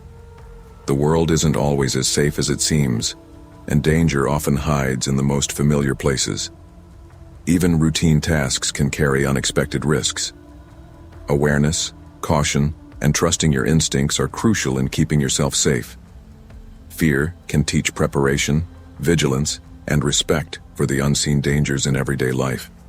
Sometimes, survival depends on paying attention to what others overlook. It was October 2018, and the early autumn chill had started creeping into Rochester, New York. My name is Maya Thornton, I'm 26, and I work as a physical therapist at a small outpatient clinic in a quiet suburban neighborhood. Most days the clinic closes around 6 p.m., but I often stay later to catch up on administrative work, input patient notes, or schedule private sessions. My coworkers always tease me for being a night owl at a physical therapy clinic. But for me, those late hours are peaceful. The empty rooms, the echoing hallway. It's quiet, efficient, and I can focus without distractions. It was on one of these late evenings around 7:30 p.m. that I first noticed him. James Harlow. He was standing near the reception, arms crossed, casually leaning against the counter. At first glance, he seemed harmless, clean-cut, polite, smiling in that friendly, professional way. He caught my eye as I walked past with a patient's chart. "Can I help you?" I asked politely. "Yes." "I was hoping to see you, Maya," he said. His smile was calm, but something about the way he said my name made my skin prickle. Over the next few weeks, he began booking sessions exclusively with me. He would compliment my work, ask casual questions about my life, and occasionally linger after the session ended. At first, I brushed it off. Some patients just appreciate consistency. But I began noticing little things. He would lean closer than necessary, ask about where I lived, and sometimes he'd appear early before anyone else was in the clinic. "James, the exercises work best if you follow the program, not just me," I said one day during a session, forcing a smile. "I know, Maya, but I like it when it's you," he replied, leaning a little too close. I laughed nervously, adjusting my clipboard. That moment lingered in my mind longer than it should have. I didn't want to seem rude or scare him off, but I started to feel uneasy, a creeping sense of tension I couldn't shake. By the end of that month, I noticed him waiting in the parking lot after sessions. Sometimes he would walk to his car behind me, pretending it was coincidence. Other times, I'd see his car idling across the street when I left the clinic. My heart began racing every time I heard footsteps behind me. One evening, I confided in my coworker and friend, Rachel. "Rachel, it's getting worse. He knows when I'm alone. I feel watched." Rachel frowned, glancing around the empty clinic. "We should call security or the cops. This isn't normal." The weeks that followed were a steady gnawing escalation. James left small notes on my car windshield. "Hope you had a good day, Maya," or "thinking about you." Sometimes there were tiny gifts, a coffee cup, a single flower. I knew it wasn't harmless attention, it was invasive, and it left me rattled. I tried to maintain professional boundaries, keeping interactions strictly within therapy sessions. But each encounter felt like stepping into a minefield. His compliments became more personal, his tone sharper.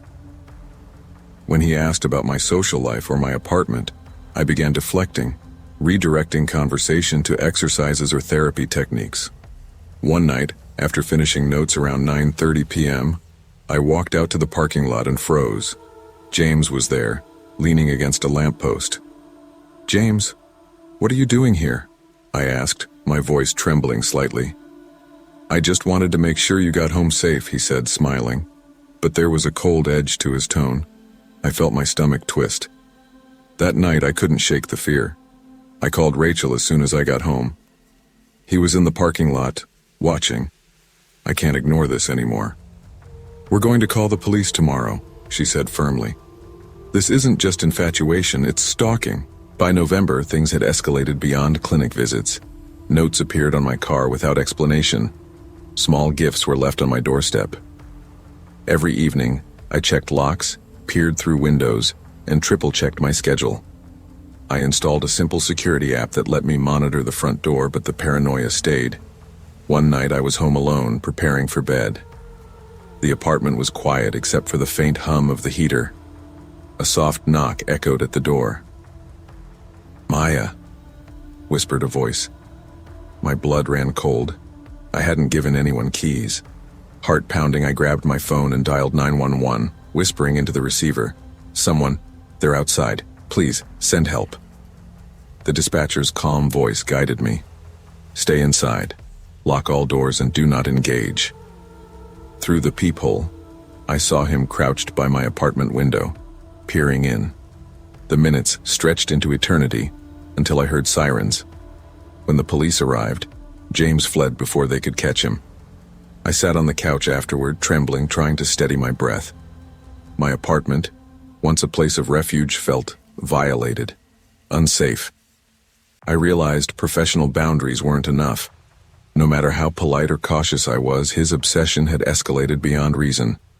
The aftermath left me hyper-vigilant. I installed security cameras, upgraded locks, and avoided evening sessions whenever possible. Even casual errands became triggers. At the grocery store, I would flinch when strangers walked behind me. At the gym, I felt eyes on me when no one was around. Rachel became my anchor. "You did everything right," she said. "You reported him. You protected yourself. Now it's about reclaiming your space." But reclaiming it wasn't easy. Every shadow, every unexpected sound triggered panic. Even months later, I would feel a presence behind me in the parking lot, heart racing as if the past were replaying. One day the police called. James had been following multiple women in town. I wasn't the only target. He had been escalating slowly, waiting for the right moment to confront someone alone. I felt a mix of relief and anger. My fear had been justified. Eventually, I returned to a semblance of normalcy. The cameras and locks gave me some peace, but I never stopped trusting my instincts. I continued working as a physical therapist, but I avoided night shifts and always stayed alert. I learned to prioritize safety over convenience. Every time I hear footsteps behind me or see a shadow in a parking lot, my chest tightens. But now, I recognize it as vigilance, not paranoia.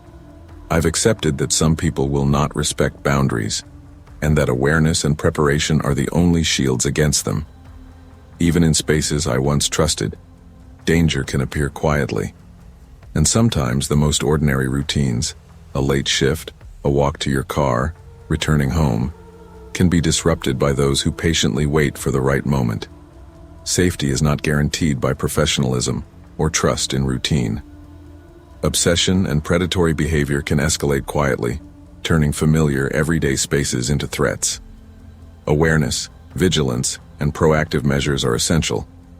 Trust your instincts, prioritize personal security, and never underestimate the patience of someone determined to cross boundaries. I still remember the exact day I moved into my new apartment in Minneapolis. It was spring of 2020, the city buzzing with the muted energy of early pandemic life. I had just turned 23, freshly independent, and eager to start my adult life on my own terms. My parents had been supportive but worried, my mom especially, but I insisted that I could handle it. I wasn't reckless. I was just ready. The apartment complex was older but clean, with red brick walls and wrought iron balconies. The lobby smelled faintly of disinfectant, and the mailboxes were neatly lined up along the far wall. I lugged my last box inside, Finn, my golden retriever, trotting behind me, excited for the new surroundings. He was my constant companion, and I felt safer knowing he was with me. Settling in was easier than I expected. The apartment had high ceilings, wide windows, and cheap rent that made me suspicious at first, but I brushed it off. I spent the first few days unpacking, arranging my furniture, and walking Finn around the neighborhood. Everything seemed normal, or at least that's what I told myself. But then I started noticing him. I first saw him in the courtyard late one afternoon. He was a man in a dark hoodie, standing near a cluster of bushes at the far end. At first, I thought he might live in the complex, maybe a delivery person or a maintenance worker. But there was something off. He wasn't moving the way someone who had a purpose would. He just stood there watching.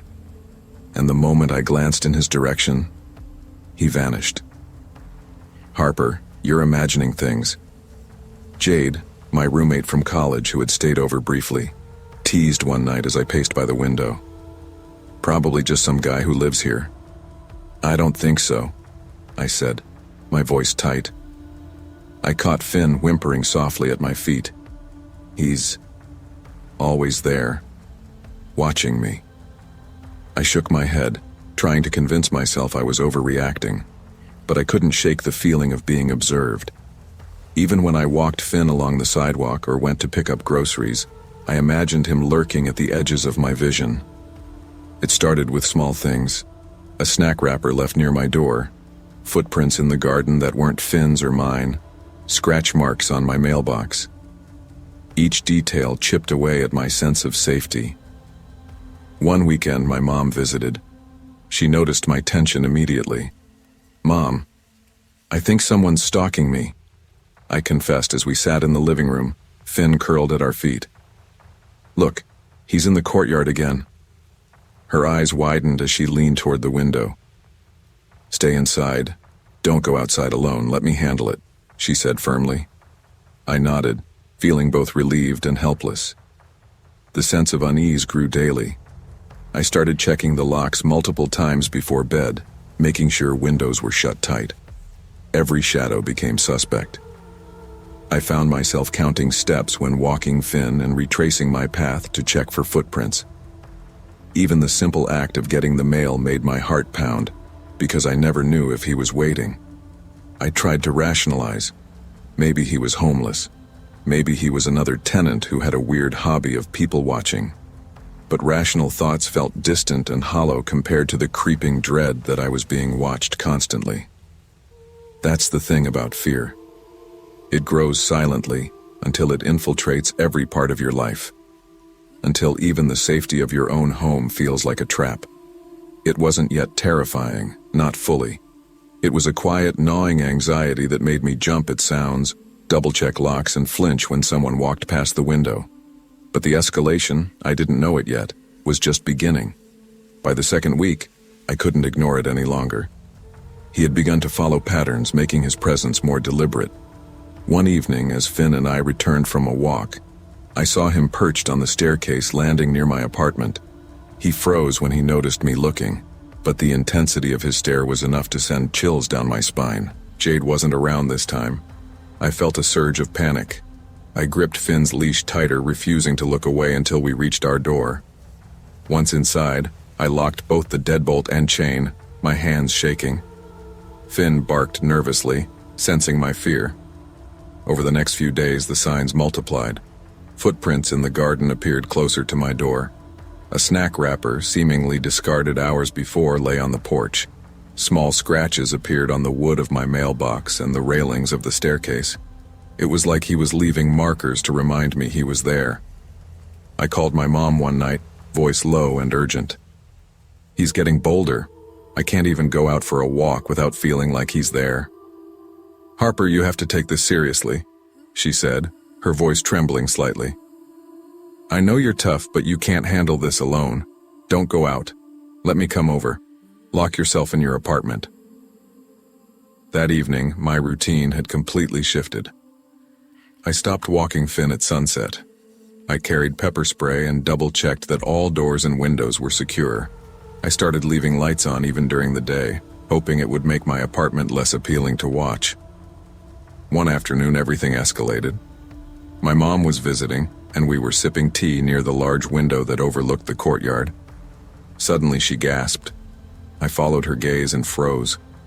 The man was crouched in a tree staring at us directly. He had clearly been hiding there for hours, watching our every move. I felt my stomach drop.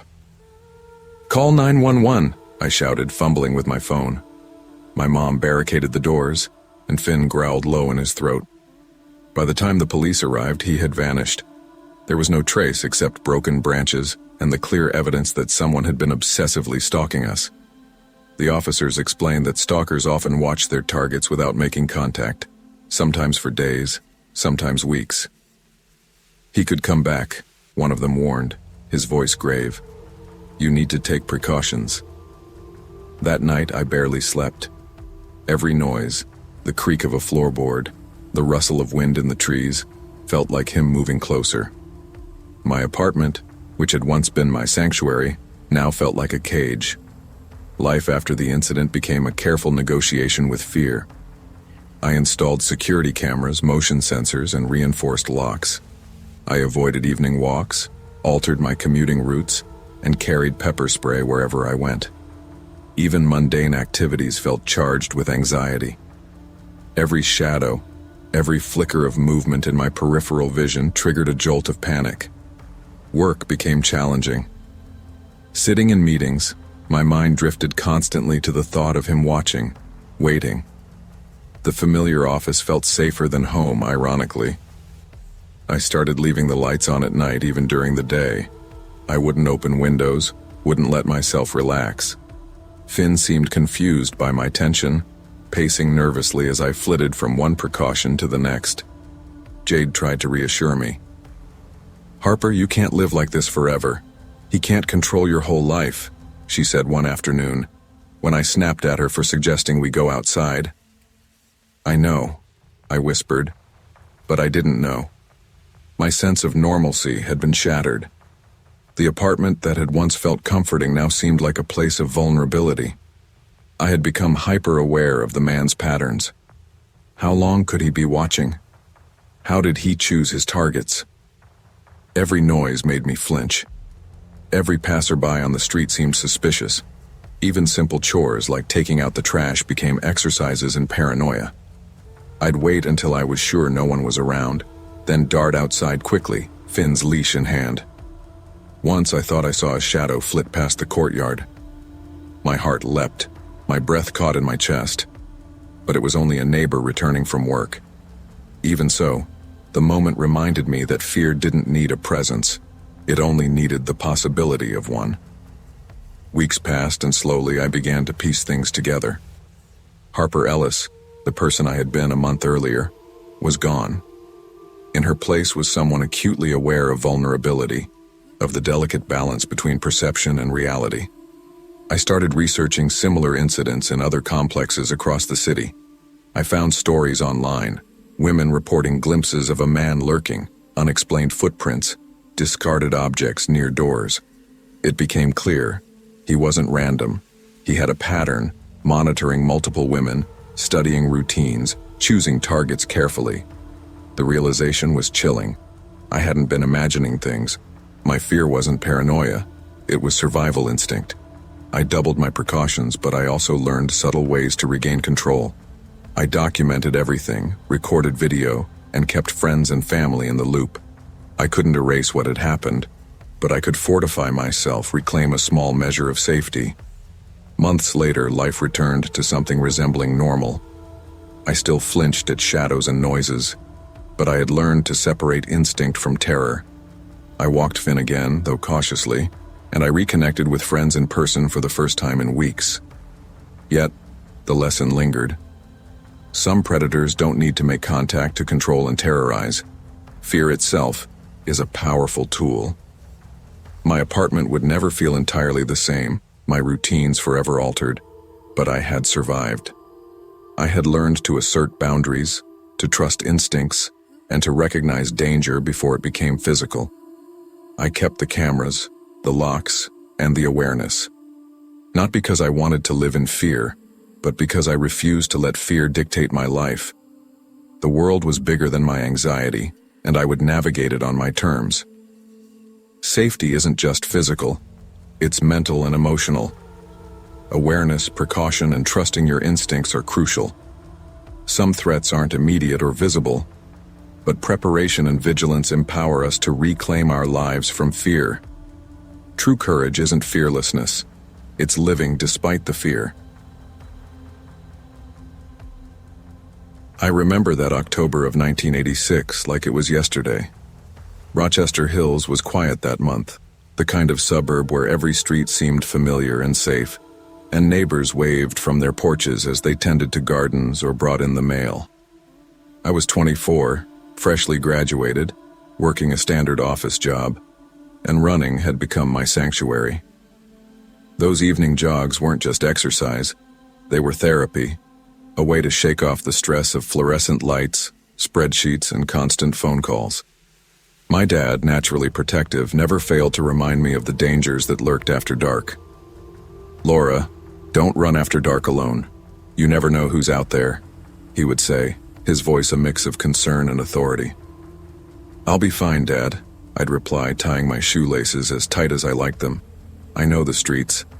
I've run them hundreds of times. It's just me and Finn. Oh wait, Finn's at home today. Just me in the night." Those nights were perfect at first. The air smelled faintly of fall leaves and damp pavement. Streetlights cast long shadows over the sidewalks, creating that comforting illusion of isolation without danger. I ran the same routes, taking the familiar turns through quiet blocks, feeling strong and independent. But then, one evening, I noticed the headlights. At first, I dismissed it. A car passing by, maybe a neighbor. But as I continued, I realized it was following me. Not speeding, just gliding along the street at the same pace. I slowed slightly, trying to see inside. The driver was hidden behind the dim glare, a dark hoodie or hat casting shadows over their face. My chest tightened. Probably nothing, I whispered to myself, forcing a smile that didn't reach my eyes. I picked up my pace, turning corners, taking detours. Still, the car seemed to follow, silently, steadily. I ducked behind a row of bushes, heart hammering, hoping it would pass. It didn't. Only after several minutes did it finally move on, but the unease stayed with me, clinging to my muscles like tension I couldn't shake. The next day I tried to rationalize the incident. Maybe it really was a neighbor, maybe just coincidence. I told my dad about it that night, keeping my voice low. "Dad, I think someone's following me on my runs," I said cautiously. His brow furrowed, concern sharp in his eyes. "Stay inside. I'll come with you next time. You're not going out alone." I nodded, but the thought of being accompanied made me feel stifled. Running had always been my independence, my freedom. I didn't want it to feel like a chore or a safety drill. But that night, the uneasy feeling didn't leave me. Every creak of the floorboards, every shadow flickering past my window made me flinch. I realized that something had shifted. I was no longer running for pleasure. I was running from possibility. Over the next few weeks, I tried to ignore the signs.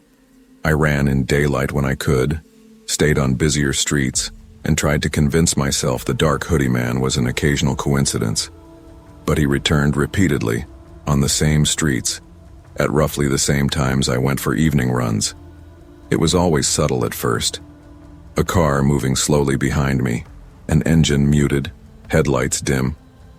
I noticed his pattern, the way he would circle blocks, vanish, and then reappear as though he had never left. I began confiding in my dad more frequently, his protective instincts clashing with my need for independence. "Dad, he's back," I said one evening, voice tight, fingers trembling around my water bottle. "Same car, same streets. I swear he's watching me." He frowned deeply. "Laura, we need to report this. Don't run alone, not anymore. This is serious." I hated the fear creeping into my daily routine. I hated losing the freedom I had always taken for granted. But the anxiety wasn't just in my mind, it manifested physically. I jumped at sudden noises, flinched when headlights glinted off windows, and counted steps obsessively during my runs. One night, after a particularly long day at the office, I came home and froze. There he was, parked directly outside my apartment window. Engine running, lights off, crouched in the shadows as if he had been waiting for hours. My heart pounded. I dialed my dad, whispering frantically, "Dad, he's here," at my window. Without hesitation, he bolted out of the house, confronting the man directly. The stalker sped off immediately, tires screeching on the asphalt, but the terror he left behind lingered. Weeks later, news reports confirmed my worst fears. Women in the area had been targeted, some fatally. He was meticulous, patient, and dangerous. In the weeks following, my life became a careful negotiation with fear. I installed security locks on every door, purchased a personal alarm, and refused to jog after sunset. Every routine, once ordinary, became a mental checklist of precautions. Check the car outside before leaving, glance over my shoulder frequently, avoid empty streets, and never assume safety. Work became a struggle. Meetings blurred as my mind focused on shadows, reflections, and the distant hum of engines on my street. I stopped answering my phone in the evenings. Even visiting the grocery store alone became a calculated risk. My independence, my freedom, had been replaced by vigilance. And yet, I refused to let fear consume me entirely. I continued